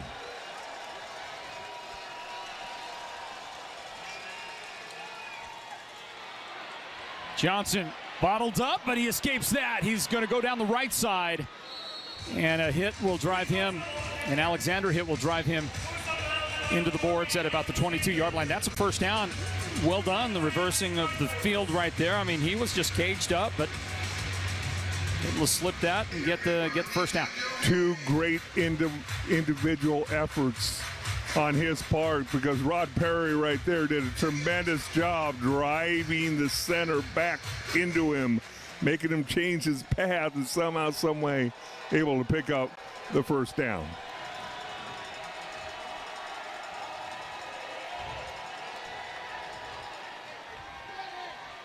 Pump fake, look back the other way, pressure coming, and that one is going to get away, and Dylan Winfrey had about as good a chance at taking that one away as anybody. Well, let's talk for a moment about that head coach of San Diego, can we?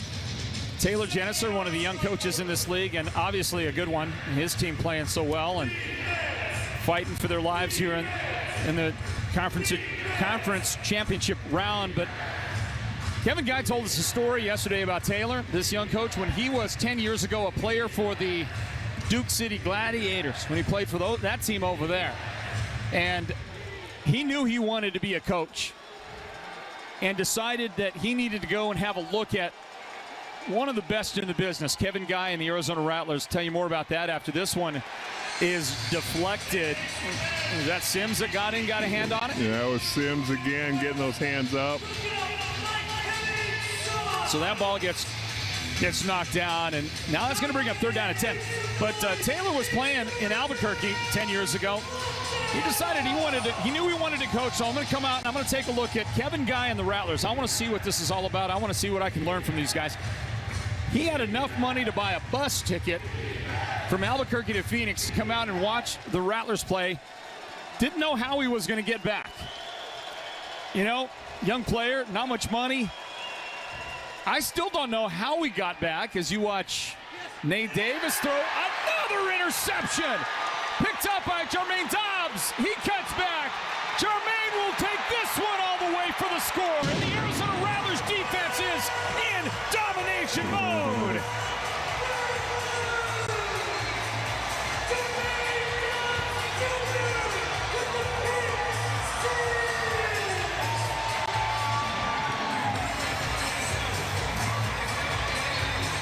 I have not seen Nate Davis struggle like this with his with his accuracy, Dale. It's just not Davis-like. Very un-Nate Davis-like. Super big credit to this Rattler defense. First of all, putting pressure, but that's secondary. Mixing coverages up, making him unsure where to go with the ball, and hence a little bit less accurate on his throws. Timeout on the field. In just a moment, we're going to talk with the commissioner of the IFL. His name is Todd Tryon. He was going to join us from the field. And we'll come back to that here in a moment, everybody. The Rattlers defense scores again, and the lead, it continues to grow. 41-15, Arizona in front in this third quarter. And this is Arizona Rattlers playoff football.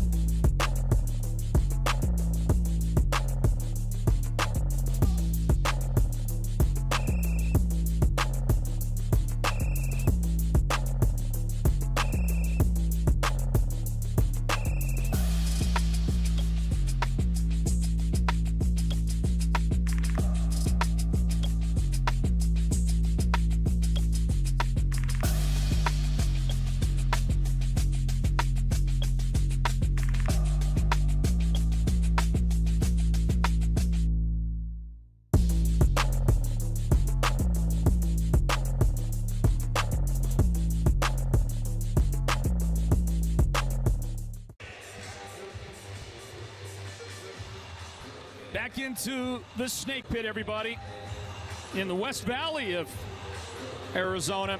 And it's the home of the Arizona Rattlers. Desert Diamond Arena. Floyd Simmons along with Dale Hellish right here in this third quarter. The Rattlers with a 41-15 advantage right now. Rattlers getting set to kick the ball off, and that handsome man on your screen right there is the commissioner of the IFL, Todd Tryon. Todd, good to have you in town for this one today. Floyd, great to be here. I mean, loud crowd. These guys are excited. This is conference championship football here. Indeed it is. The Western Conference Championship game is underway. The Rattlers are going to kick the ball away here in just a moment. And we're going to visit for a while with Todd Tryon. How do you like this environment here? How do you like Rattler Nation? One of the best crowds, certainly in the league, and there's some good ones out there. You know, they do. They do a great job here. Ron Schertz, and I know you guys just heard from him, and Coach Guy and the whole staff. They do a great job, and the Rattler fans turn out. And, you know, they did tonight, Monday night, school's in session, but they still got a really loud crowd here. Todd Tryon is the commissioner of the IFL. We're about ready to go here after the Rattlers put another defensive score on the boards. You know, coming into this one, Dale, we expected to see a lot happening in that defensive backfield of San Diego. I mean, so highly regarded, but it's been the Rattlers' defensive backs that are making all the difference tonight. Coach Guy has had nothing but praise for this San Diego coaching staff, for this team.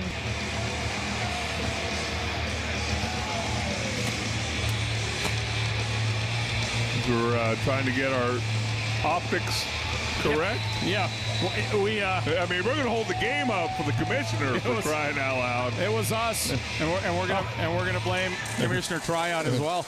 Here as the Rattlers going for the deuce. Yep. That's going to be wide left. It'll come out after the touchback, and it will be possession to San Diego as we continue our discussion with. Although I think Todd looks like he's got a couple reps left in him. I think he could cover a couple kickoffs. He'd be all right out there. You ready to play, Todd? About one. I'd make it one time, Dale. One time. So first thing, let's just say congratulations to you. going to be inducted into the IFL Hall of Fame in this year's class. Well done. Congratulations. That must be a great honor for you. You know it is, and it was irony that the last win of my ownership reign was here in this building, 2019. 56-53. I don't know if you remember that. I try to forget. There's a nice shot on our screen. Wow. And there is the hoisting of the trophy by Todd Tryon. And part of the class being inducted in the IFL's Hall of Fame. More on that after we watch Nate Davis line him up. And he'll fire right side. That pass is caught. And a quick hit is delivered by the defense. Boy, the Rattlers have been so aggressive all day long on defense, playing so well. Well, you'll be inducted in Henderson coming up soon in a couple of weeks. Todd, there is going to be a little football game played up there on August 17, 1 p.m. Tell us about this year's championship game. Yeah, you know, it's the Eastern Conference. Massachusetts went to Green Bay on Friday, upset them. And, you know, right now it's looking like the Rattlers. But anything can happen. As you guys know, this is indoor football. We got a whole quarter and a half to go. Catch made over the middle. Tackle made by Amari Alexander. Todd, obviously this league continues to build and gain momentum. Give us some of the things that have been behind that growth under your commissionership. You know, a lot of good people. I mean, quality attracts quality, and when you start attracting, you know, the ownership groups that we have, they attract good people, and, you know, they recruit great coaches who recruit great players, and you know, that's why we've got the best coaches, best players, best owners in all of indoor football right now, and, you know, I think it's showing. Xavier Amy hauling a pass in, sliding in after the catch is made. And the 6'2", 180-pound Strikeforce receiver will get the ball to the 9-yard line. Here comes first and goal now at the 9 for Nate Davis and company. He'll line him up. Solo receiver to the right of the formation, but looking left and toward the pylon. That is incomplete. Passing complete. Hey, Todd, man, they're letting him play out there today. This has been a very physical game, and I felt like the officials have done a good job kind of staying out of the way. You know, you haven't noticed them, and that's really what you want when you watch football. Is if you don't notice the officials, you know, they're doing a great job. Also well, let's put your thoughts together right now. Massachusetts, the Pirates, they're in the championship game. How about this team that finished the regular season with 8 losses, and now they're going to play for a title? You know, they've got the talent, and, you know, in this game, it's all about momentum, and you just got to get hot at the right time, and, you know, that's what they've done, is they've gotten hot here come playoff time. They stumbled on the back end. But, you know, with that kind of talent, put it together, and, you know, they're headed to Vegas in 2 weeks. It's really hard to repeat as champions in this league, Commissioner Tryon. I think we've had 7 different champions in the last 7 years, something like that. Why is it so, and by the way, we want parity, but what has gone into making it so hard to repeat as a champion in this league? Our rule sets that we put into place that, you know, you can only have so many vets per team, and, you know, it really puts emphasis on recruiting. So, you know, it goes to our rule set, but then it goes to our coaching. I mean, across the board, we've got the best coaches, and, you know, you're seeing it on display on every week basis. Nate Davis, quick delivery over the left side, and that one might have just kind of squirted out of his grip. That's incomplete. Todd, do you see any similarities between that Massachusetts team and this Rattler team? This Rattler team got off to a very rocky start, the move here to Glendale, all that, and yet here they are as the third quarter's winding down, look like they're going to go back to the championship game. You know, being part of a few championship teams, it's all about who's playing the best on the back quarter of the season. It's who's getting hot at the right time. You know, with our rosters, only 25 guys, you got to be healthy at the right times, and it just seems like, you know, both teams are kind of starting to get their pieces back in play, getting a little momentum, and when you got talent, you got coaching, and you put it all together, you're seeing what can happen. Davis throws incomplete, and that will be another turnover. The Rattlers are going to get the ball back this time, a turnover on downs. That Rattlers defense is playing the best football of their season right here, right now. If you add up the hits that Connor Taylor's put on Nate Davis tonight, it's in the double digits. And Nate Davis, no quarterback wants to get hit that much. And you could just see it's throwing him completely out of rhythm. Let's continue with Todd Tryon. He is the commissioner of the IFL. Commissioner Tryon, it seems you always have something brewing, something up your sleeves. Can you give us any idea what's coming up down the road, ideas, things that are hatching? What's happening at the IFL? Well, in any business, you just want to constantly get better. How can you recreate yourself? I mean, the goal obviously for this next year is putting butts in the seats, and we've got an unbelievable product. How do we expose it to the masses, whether it's in the seats or on the TV, as most people are watching here tonight? So what's next? It's like it's like anything. You're just constantly trying to get better in different areas, and we do that on a daily basis. Well, we appreciate you spending a little time with us tonight, and we're going to get to see you again here. You'll present the trophy, the championship trophy, to somebody at the end of this thing, and of course we're going to find out in a little bit. But thanks for spending the time. Always great to see you, and enjoy your visit here to the West Valley. It's hot here, Floyd, Dale. Good meeting you. Good talking to you. We'll talk to you guys soon. All right. You're welcome in. There's Todd Tryon. He is the commissioner of the IFL, and I don't like him very much. Generous with his time. He's a great guy, isn't he? He still looks like he could play.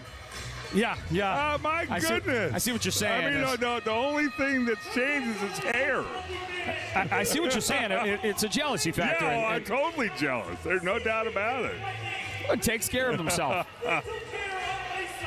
And I don't. Is that what you're saying again? Well, I did not say that, and nor would I say that. And, I know my limitations, Dale Hellerstray. I know my limitations. No, what a great man, and what he's done with this league, along with all the owners and all that. It just continues to grow and get better. And what I love to hear him say is that, you're always looking to improve, not status quo. Yeah, I like that thinking a lot. Here's a handoff to Shannon Brooks. Haven't seen much of Shannon running the football today, but he'll get a couple, and more of the chippiness continues out there. These two teams, they have, they're both physical. Oh, yes, they are. And we knew that coming in, but they've got to, especially the Rattlers, don't respond to this from San Diego right now. Just play the last quarter in 2 minutes. And we go under 2 minutes here in the third period. 2nd down and 7 for the Rattlers. And they're going to start to take a lot of time, use up that play clock. And we'll see if they use that play clock up like I would expect.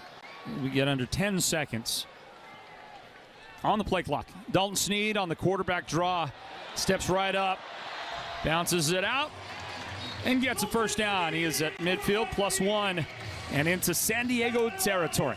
Hey, has he gotten faster the last 2 weeks? Have he gotten faster the last 2 weeks? I mean, look at this. He looks like a scat back. It really does. It feels like it, doesn't it? Hey, while the offense is out there, let's check in with Joe Pequeno. He's got a pretty special young man out there to talk to. Absolutely. Dante Merriweather leading this great defensive assault in the second half. Day-Day, a couple pick sixes, and then another stop on defense. My goodness, this defense on fire. Hey, man, we swarming, man. We playing the Rattler way. Like what they say, the Rattlers is back. You are back in a big way, and we see Dalton Sneed bowling yet again. Your thoughts on what has done for this team? Hey, man, he balling, man. He helping our offense score. He moving the ball. That's all we need. Keep putting the ball in the end zone. There you go. Day-Day and the Rattlers flat out rolling. Hey. There you go, champ. Nothing else needs to be said, does it? Hey, it's kind of it. He said it all. 5 to go for the Rattlers here as we get 15 left to play in the quarter. 15 seconds and counting down, and Arizona 1st and goal at the 5-yard line. Jamal Miles with a chance to try to turn it up and take it in. He'll get knocked out at about the 2.5-yard line. Am I right? Is this the first offensive drive of the third quarter? Boy, it might be. Now that we think about it. I think it's the first time that they held the ball in the third quarter. I think it is. The third quarter comes to an end, and the Arizona Rattlers are that much closer to a return trip to the IFL championship game for the fourth quarter. And And 15 minutes remaining to be played, 41-15. Stand by, everybody. This is Arizona Rattlers playoff football.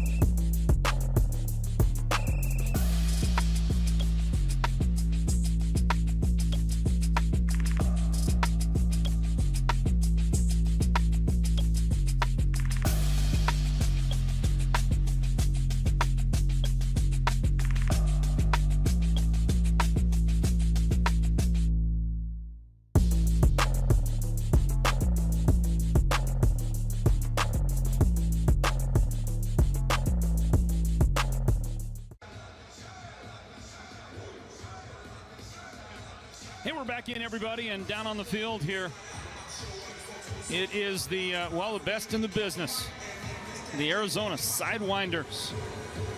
The Rattlers dance team as we get you going in the fourth quarter here in just a bit. Floyd Simmons along with Dale Hellestray on the field is Joe Pequeno, and the final 15 minutes to determine who gets to face Massachusetts in the IFL's championship game. This is the Western Conference championship game, and you saw my numbers, didn't you?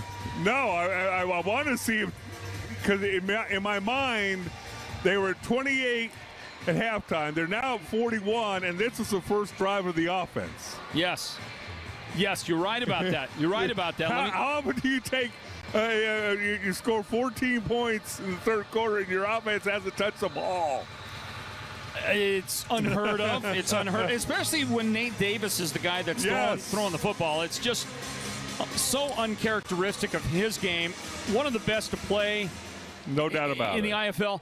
And, you know, he might very well be the MVP of this league when the season is over and these things are announced. Here is Dalton Sneed taking it in. Dalton Sneed scores his second rushing touchdown of the day.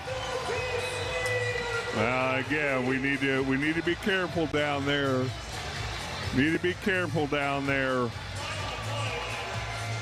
They're going to get Shannon Brooks for an unsportsmanlike conduct penalty, and that's the kind of stuff that just does not need to happen. After the play was over, there were unsportsmanlike fouls by both teams. Unsportsmanlike conduct, San Diego, number 3. Unsportsmanlike conduct, Arizona, number 1. Those fouls happened after the play. The touchdown is good. The try will be from the 3-yard line. That is both players' first unsportsmanlike foul of the game. Yeah, it's been like that all game long. Well, since there's not a 1 on the Rattlers roster, to my knowledge, unless they're sneaking somebody out there, I'm not sure who that was on. But again, I'm kind of flabbergasted by Dalton Sneed's speed in this game. Really, I've not seen it like that. I'm not saying that he's not been athletic, but he has a burst that I have not seen this season. It's an all-new facet, isn't it? He's running more athletically. Certainly the speed is it's tangible. Here's the kick, and the kick is good. And the Arizona Rattlers extend their lead. 48-15. The Rattlers getting ever so close to clinching a trip to the championship game in Henderson. Everybody, fourth quarter here, 14-11 on the clock, and a big, big Rattlers lead. Well, Dale Hellestray, got a chance for you to possibly win a prize. And it might be a good one. And all you have to do is come within 3.5% of today's attendance here in this Western Conference Championship game. So what's your guess? So I'm gonna collect all my gifts in the offseason. Are you gonna wait till December to invite me up to Sholo? Well, one of the things you've got to remember as I call it out here is you might win a prize, and it might be a good one. It might be a good one. It might be a trip to Sholo. Might be a good in January. one. So, yeah. I'm gonna say Monday night. I know it's a championship game. The towels have been unbelievable. The crowd's been electric. But I'm gonna go with 86-72. 86-72. Well, I think that's a admirable guess. Let me say that. Joe Pequeno, are you out there? You got your ears on, Joe. Yes, I'm here, and I'm here with an unsung hero on that powerful Rattlers offensive line, Cole Carter. Cole, talk about this offensive unit and the big boys up front making the noise and dominating. Yeah, man, I can't give enough credit to our O-line coach, Coach Ashak, just getting us right every week for these D-lines we're going to face, man, just putting us in the right position. Coach Guy putting us in the right position with the play calling, and Dalton, obviously, heading up the offense. Just everybody doing their job, 1 of 8, and just doing what we need to do to, make this championship run. Well, there was so much talk about the physicality of San Diego, but on both sides of the ball, you guys have owned them. Yeah, so I always say, they get paid too, so, we got to show up and do our job. No game is an easy game. And, we try to make practice just as hard as the game, if not harder, so that when we come out, we can dominate, do what we need to do in an efficient manner and, do it the Rattler way. Cole Carter stepping up in a big way, that big offensive line push. Heavy duty. Dale Hellestrae, heavy duty right there. Cole Carter. Well, and what I love about what he said, when we were really good in Dallas, winning the Super Bowl, our Wednesday, Thursday practices were more difficult than most games. Going good on good.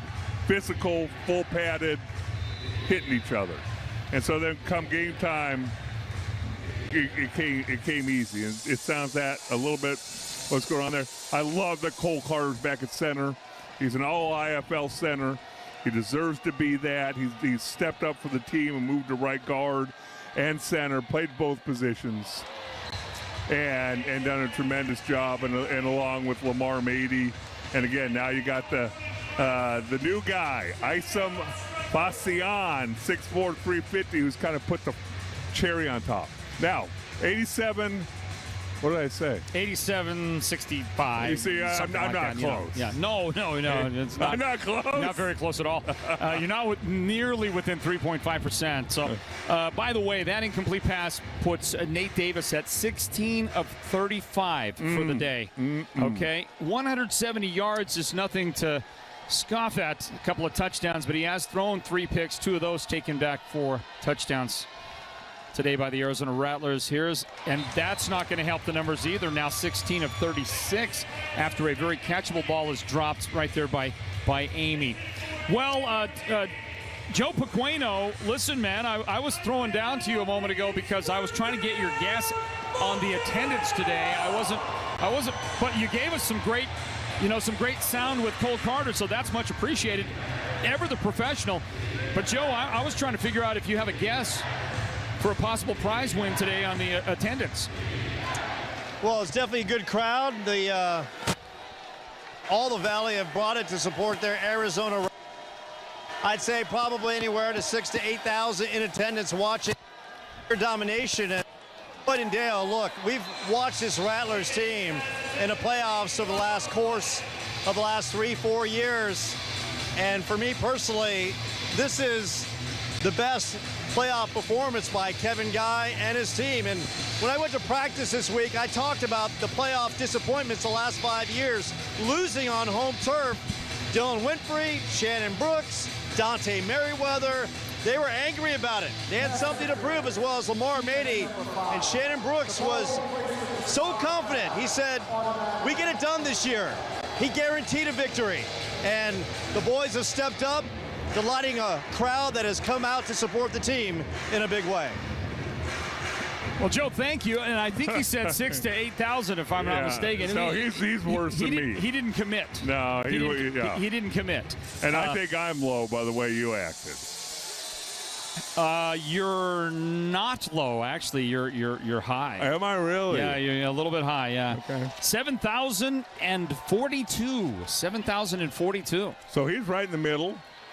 As you watch this fake, and look at the big fella. Look at Nate Davis. And he'll slide in there. Is that a little George Blanda-esque right there? The run to glory. He is going to step out. Where are they going to mark him down? At about the 3-yard line. Yeah, and I think, I think Devontae Merriweather was over there. He could have probably taken a little bit of a shot at him here right on the dasher board, but respect. He held up. And hey, in my mind, yes, as a coach, you're going to go, hey, finish the play, but they respect this dude so much. I think he's garnered that respect. And that was a touchdown after all that was said and done. And Davis will throw into the end zone to get the 2 points. And he does complete the pass. The guy in the receiving end there was Keyshawn Walker, who hauled it in.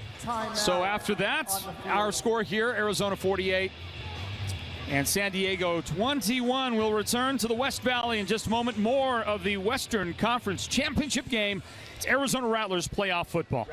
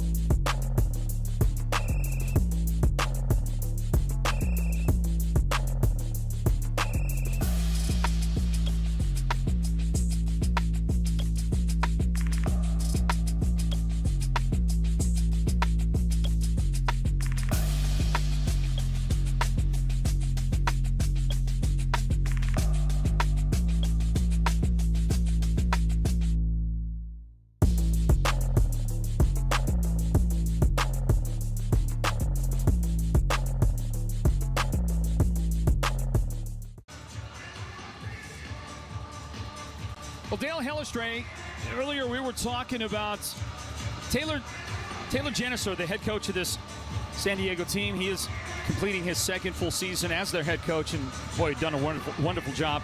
And 10 years ago, he uses the last of the money that he's got to get a bus ticket to go from Albuquerque to Phoenix and watch the Rattlers and see Kevin Guy do his thing. And so, you know, one of the things that happened is he mentioned this to Kevin earlier this season when Arizona was at San Diego and went out there and got a victory. He mentioned that to Kevin. He talked about how, you know, all the respect and, you know, just really looked up to him. And Kevin Guy was flattered and he appreciated that, and I thought that was pretty neat. This guy chose to spend his last few dollars to come out and watch the Rattlers. Didn't know how he was going to get home. But how did Kevin end the story? Yeah, Kevin started thinking about it a little bit, and he decided, as you watch this onside kick attempt covered up by Devontae Merriweather, the Rattlers will have the ball at the 10-yard line.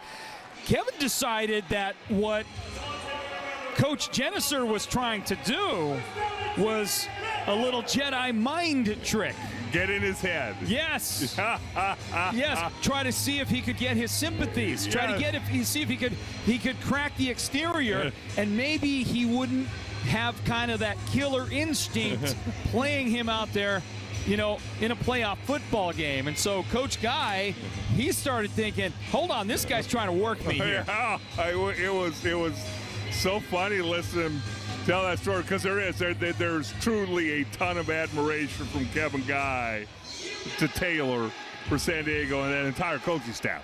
But he said, I started feeling good about myself. I got on the bus and started driving away. Go, hold on.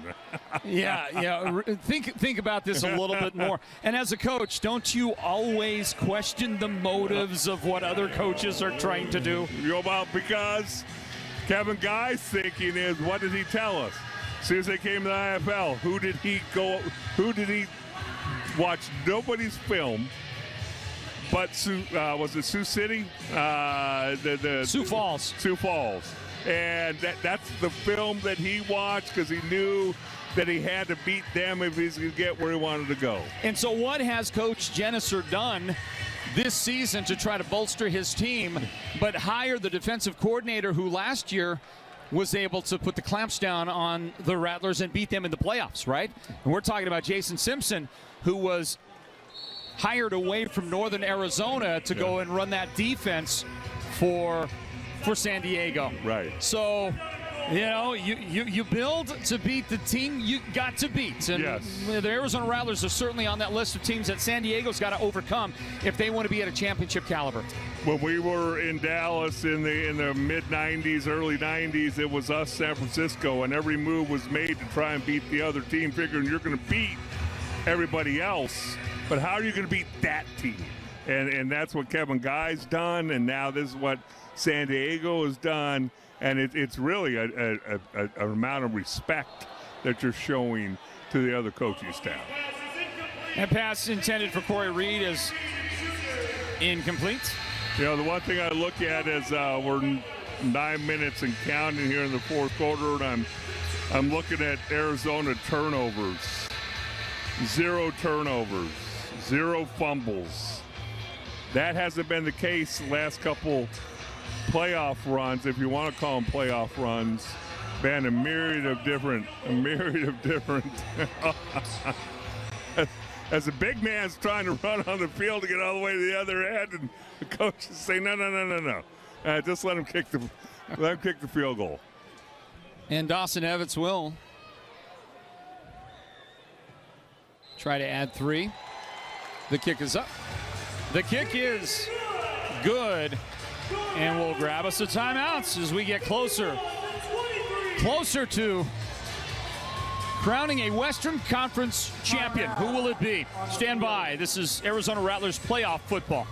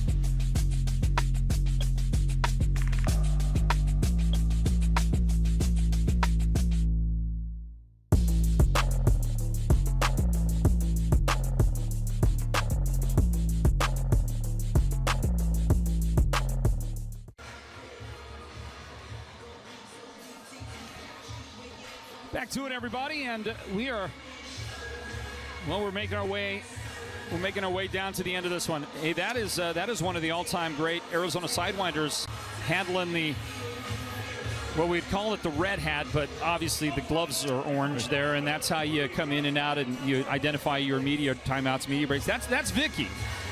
It's the great Vicky. She's not on the regular Sidewinders crew these days, but still working with the team and helping them out. Here's a kick return from near the goal line. And you can shimmy, you can shake, but on a night like tonight, you're not going to get away from that Arizona Rattlers coverage squad. And there's Devontae Merriweather right in the middle. What's fascinating, boys, during the break, I checked my phone, and I have double-digit texts from people saying, I have never seen the Rattlers play this well in a championship game.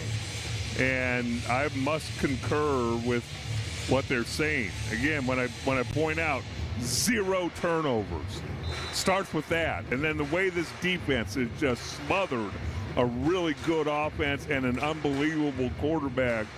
You got to tip your cap to the way Kevin Guy and this staff got his team ready. As I talked to Ron Schertz before he came on with you, this season is so rewarding because they overcame so much injuries, new quarterback, a move of venues, all those things. And yet here we are as the season and championship game is winding down, and they have a 51-23 lead.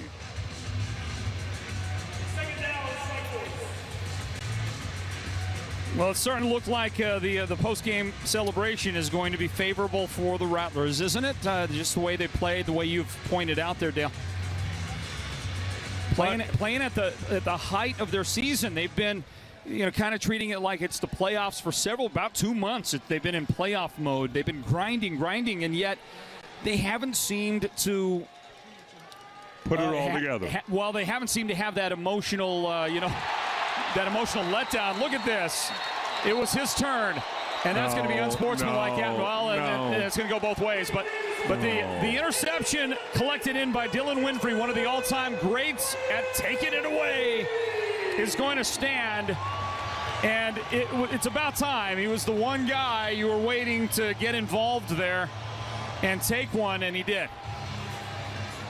Good coverage there by Dylan. He was blanketed on that receiver. Tremendous coverage, tremendous interception. You're going to see it right here. Cuts under the receiver. Nice job. And then the pile driver. It wasn't even a pile driver. He pile drived him on himself. Again, finish this game smart. 7 minutes left. Finish this game smart. The other thing, as they're sorting through this, the one thing Kevin Guy's told us all year long, even when they were struggling a little bit early in the season, Kevin Guy's always said he loves this locker room. He loves these guys. He loves the leadership on this team. And when they were struggling, there was a lot of criticism coming down on the coaching staff, on the team, and all that. And as Commissioner Todd told us when we talked with him, the IFL, all right, the rules. After the play was over, there were unsportsmanlike fouls by both teams. Unsportsmanlike conduct. Defense, number 15. Unsportsmanlike conduct. Offense, number 9. That is number 9's second unsportsmanlike foul of the game. He has been ejected. Those fouls offset the down counts. The result of the play was an interception by Arizona, which ended in the end zone for a touchback. It'll be Arizona ball, first down at the 5-yard line. It's been a while, Dale, since I've seen this many unsportsmanlike penalties assessed. Well, and again, all of them have been offsetting, which is kind of interesting. But to finish my thought, Coach Guy, from the beginning of the season when they were struggling, we're talking about the character and leadership on this football team, came under a lot of criticism. And his message to the fans is, love these guys while they're here. Because as the commissioner said, the way they set the rules up, you don't get to stay in a place very long. They were limited vets. No doubt about it. And so enjoy these guys while you got them. Drew Powell was a fan favorite. Drew Powell was one of my favorites. Yes. I love the guy. Still love Drew Powell. Drew did struggle in some big games for the Rattlers in big moments, and it was really time for the Rattlers to get a fresh start. They went after this young man right there on your screen.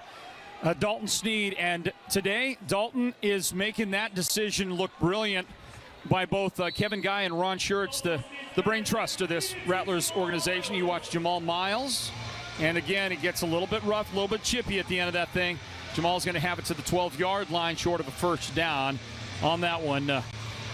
You got to a championship game and won it last year. I'm talking about Dalton Sneed with Bay Area, and he's going to take another team back to the championship. Can I call it? Is it too early? Can I call this one 51-23?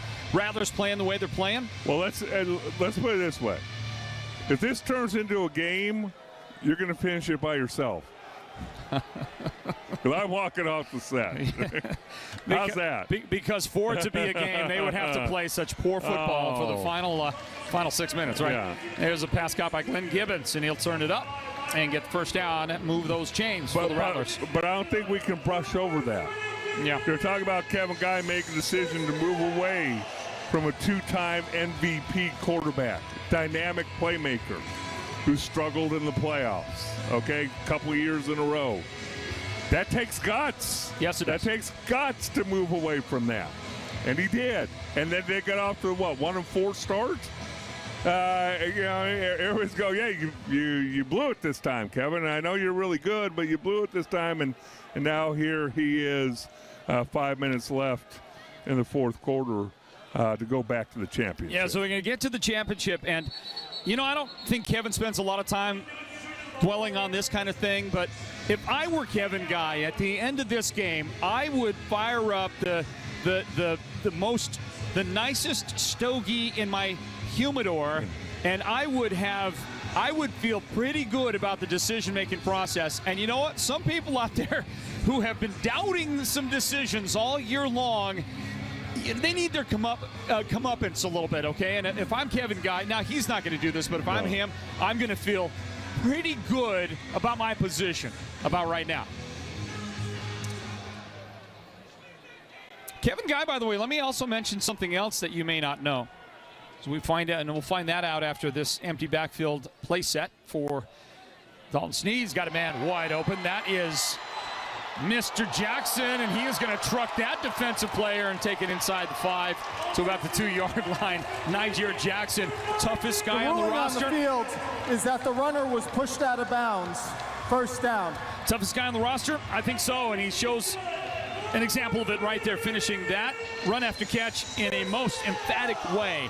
Kevin Guy recently was offered a position with a well-known regional professional sports team.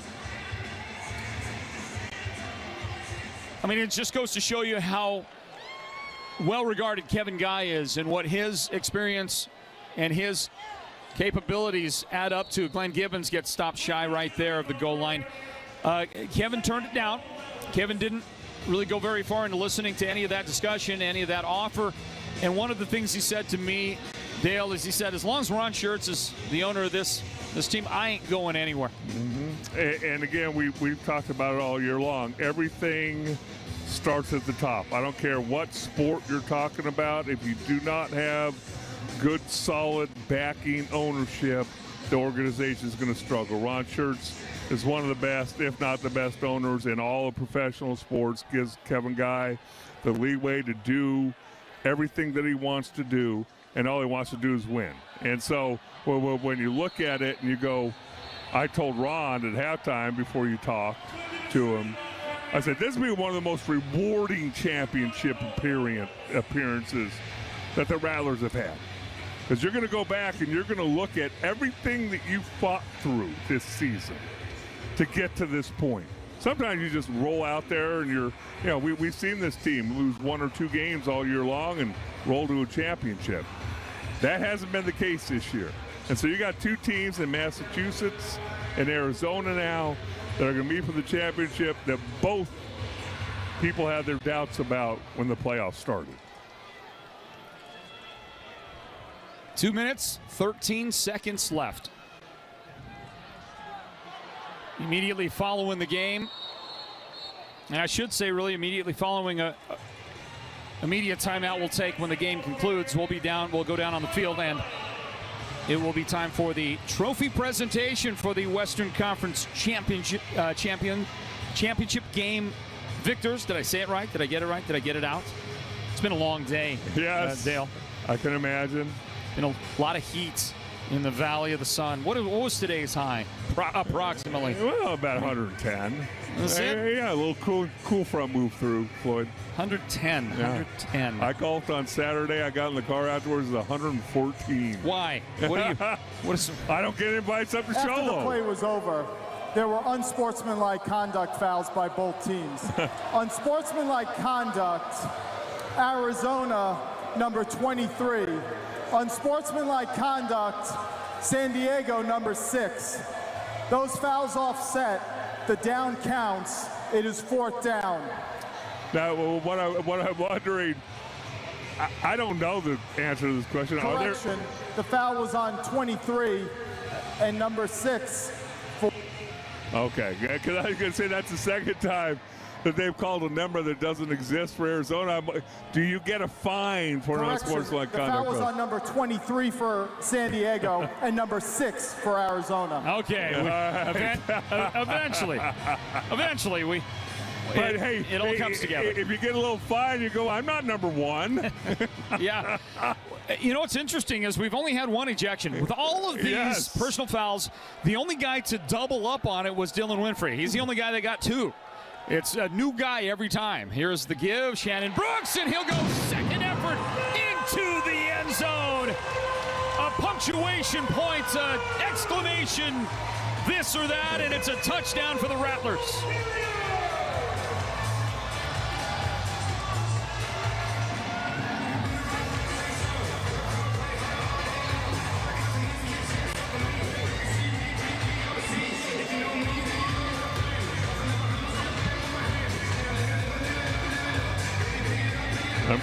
Yeah, I mean, you sit here and look at this performance, and as I told you, I mean, obviously we're not the only ones who they're going to let the clock go down to the 1-minute warning.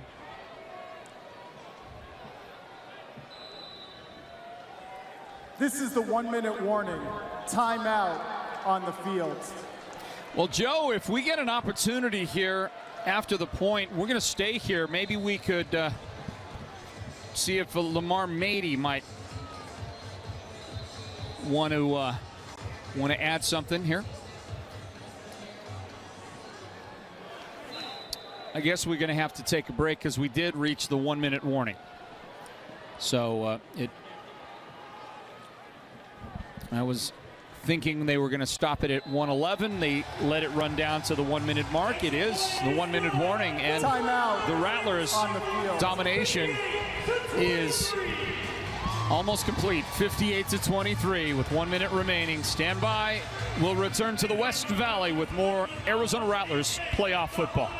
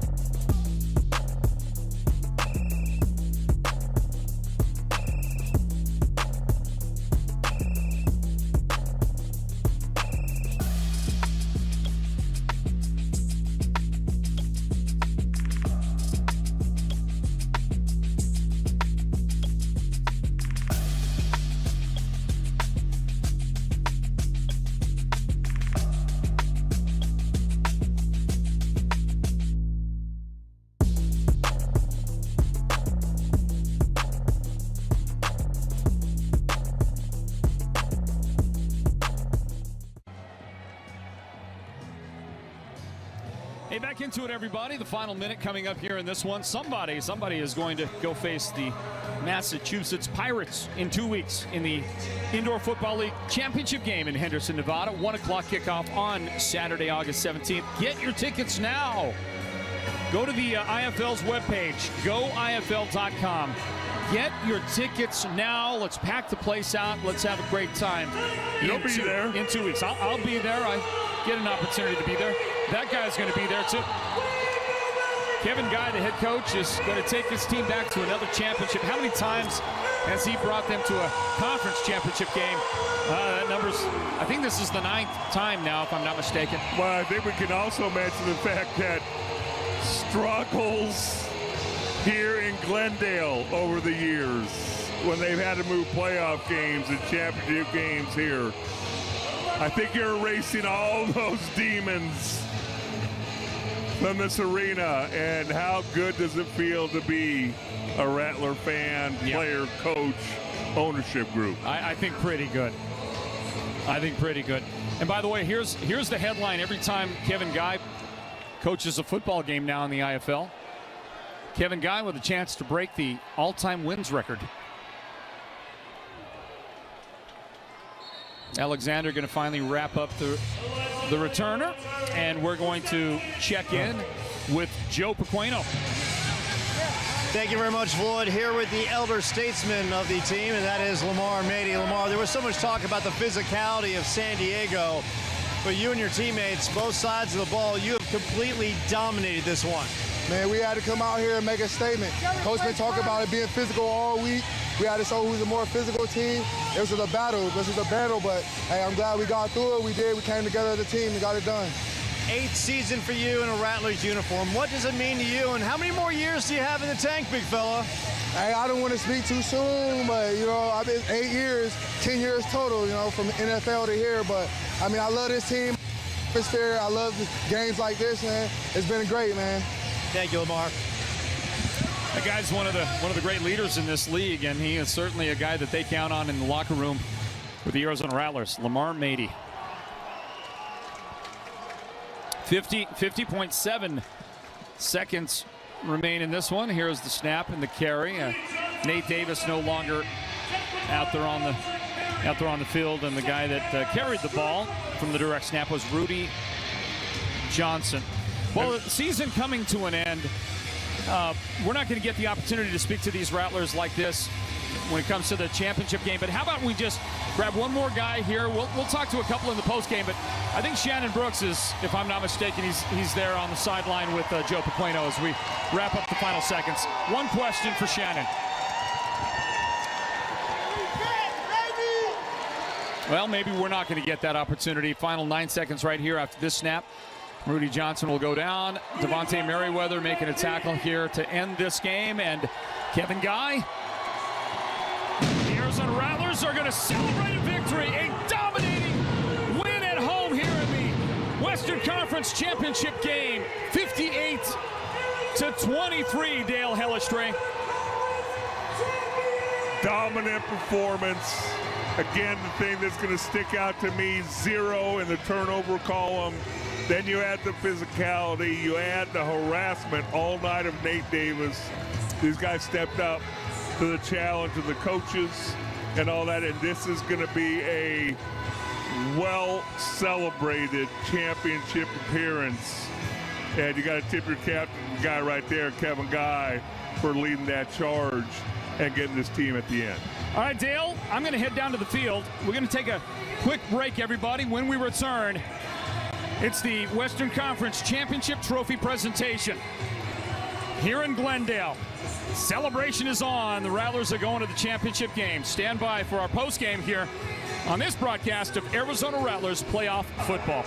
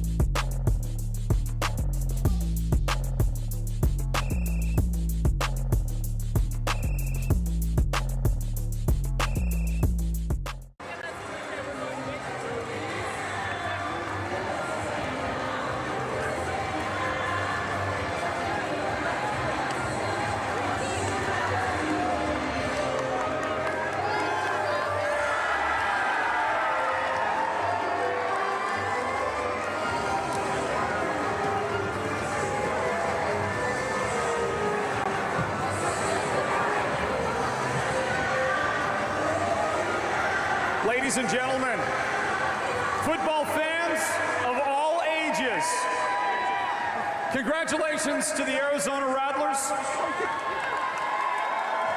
And now with the Western Conference Championship Trophy presentation, please welcome to the stage the Commissioner of the Indoor Football League, Todd Tryon.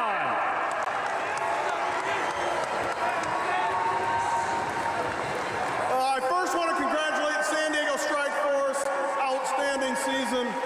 I mean, the West was brutal. The Western Conference every week, you had no idea what was going to happen. San Diego had a great season, but about midway point through the season, you saw one team that just started to get hot. It got hot. And the stage has been officially set for a national championship game in Vegas. And it's going to be the Massachusetts Pirates versus the Arizona Rattlers. And I want to congratulate owner Ron Schertz, Coach Kevin Guy, and the Arizona Rattlers for being the Western Conference champions.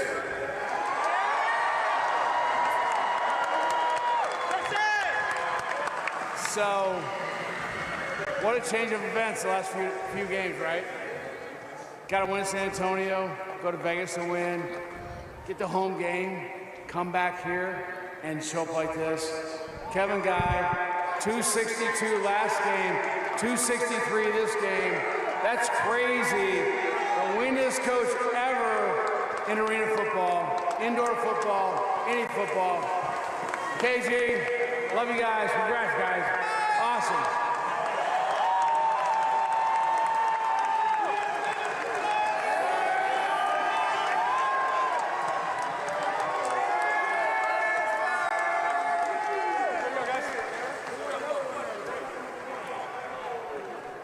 I tell you what, these guys deserve all the credit. It's a special group. We've had a lot of adversity all year long. We started really slow because of injuries. We've had a lot of things that happened off the field that we couldn't control. We moved the organization out to the west side. West side!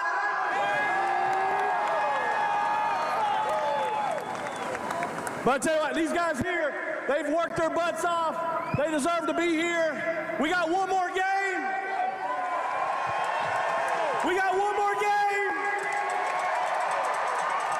I want to see you in Vegas. I want to thank our coaching staff. I have a tremendous coaching staff. These guys work their butts off. They deserve a lot of credit.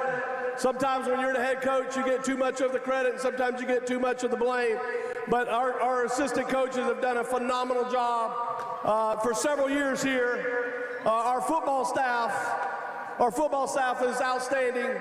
They give these guys all the care they need to get them ready for the game. And how about our front office staff and our ticket staff, baby? They're doing a great job for us.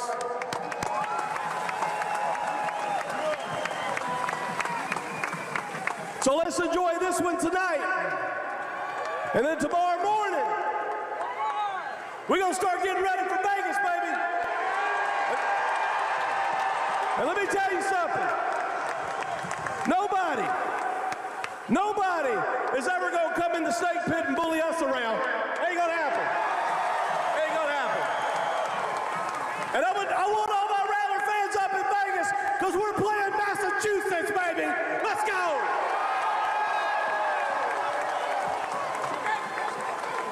Hey, just a question for Ron Schertz. Ron, you hold this Rattlers franchise to such a high standard. And, you know, what we were talking to one of the players here just a while ago toward the end of the game, and he talked about how hard this team practices and works during the week, just as hard as they do to play a game. What is it about this Rattlers team that's so special? First of all, it's about these people, the fans. Rattler Nation. Rattler Nation. Rattler Nation! I mean, we were so fortunate to get a home game and to have these people show up and cheer like this, the excitement. This was a lot of fun tonight. So, Floyd, thank you for being here. Thanks for being here. These guys just killed it. Absolutely. And Kevin Guy. Yes, sir. Not going to get pushed around in your own house, are you? How about that defense of yours? Do you have anything you want to say about this Rattlers defense? What a second half. I tell you what, I told the defense at halftime we needed 3 stops to make sure we got out of here with a W. We came out and stopped them the first 3 times they had the ball, took 2 to the house. This defense is for real. Our offense was very efficient tonight. They did an outstanding job. I think we scored on every drive. Well done by the Rattlers. Speaking of the defense, can we talk to Devontae Merriweather? Devontae, where are you at? Get over here. Day. Step to the mic, please. Congratulations. What a win. What a game. How does this one feel? It feels good.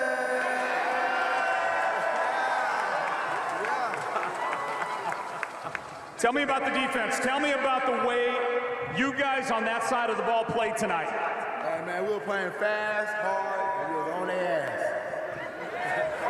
I saw that. You ready for Vegas? Yes, championship. Let's do this, right? Devontae Merriweather.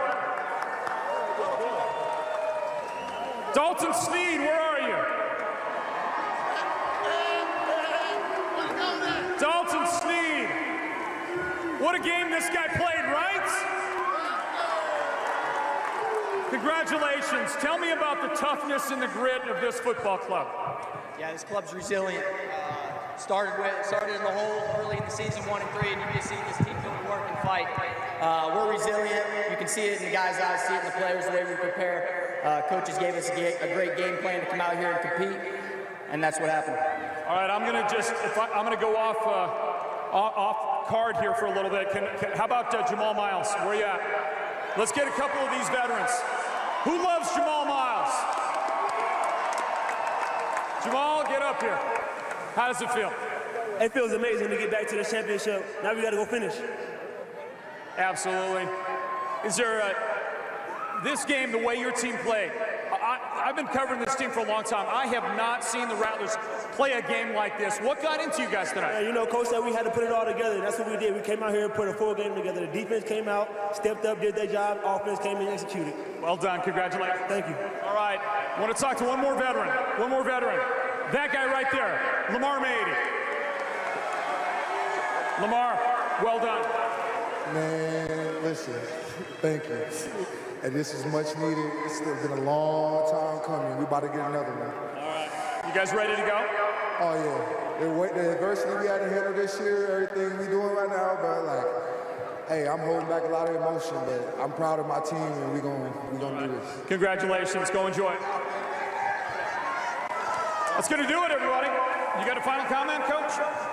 All right, guys. When I say 3, we're going to say boom. 1, 2, 3, boom. Awesome job. Dale Hellestray, you got me up there? I do.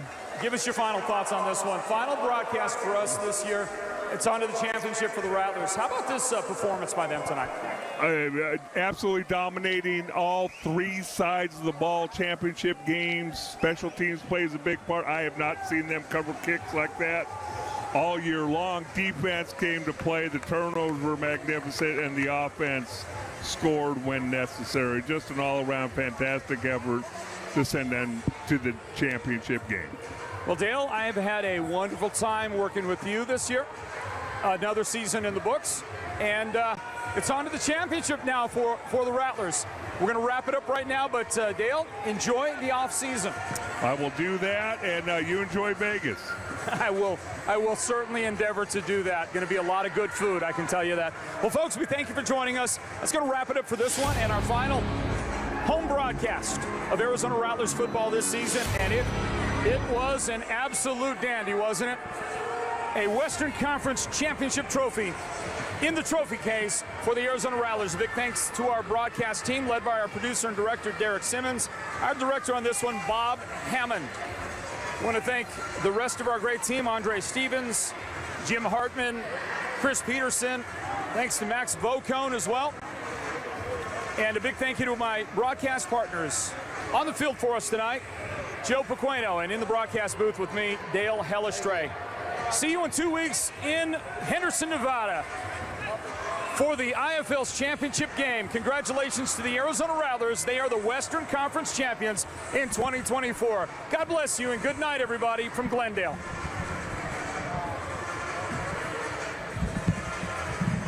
Thank you. Thank you, man.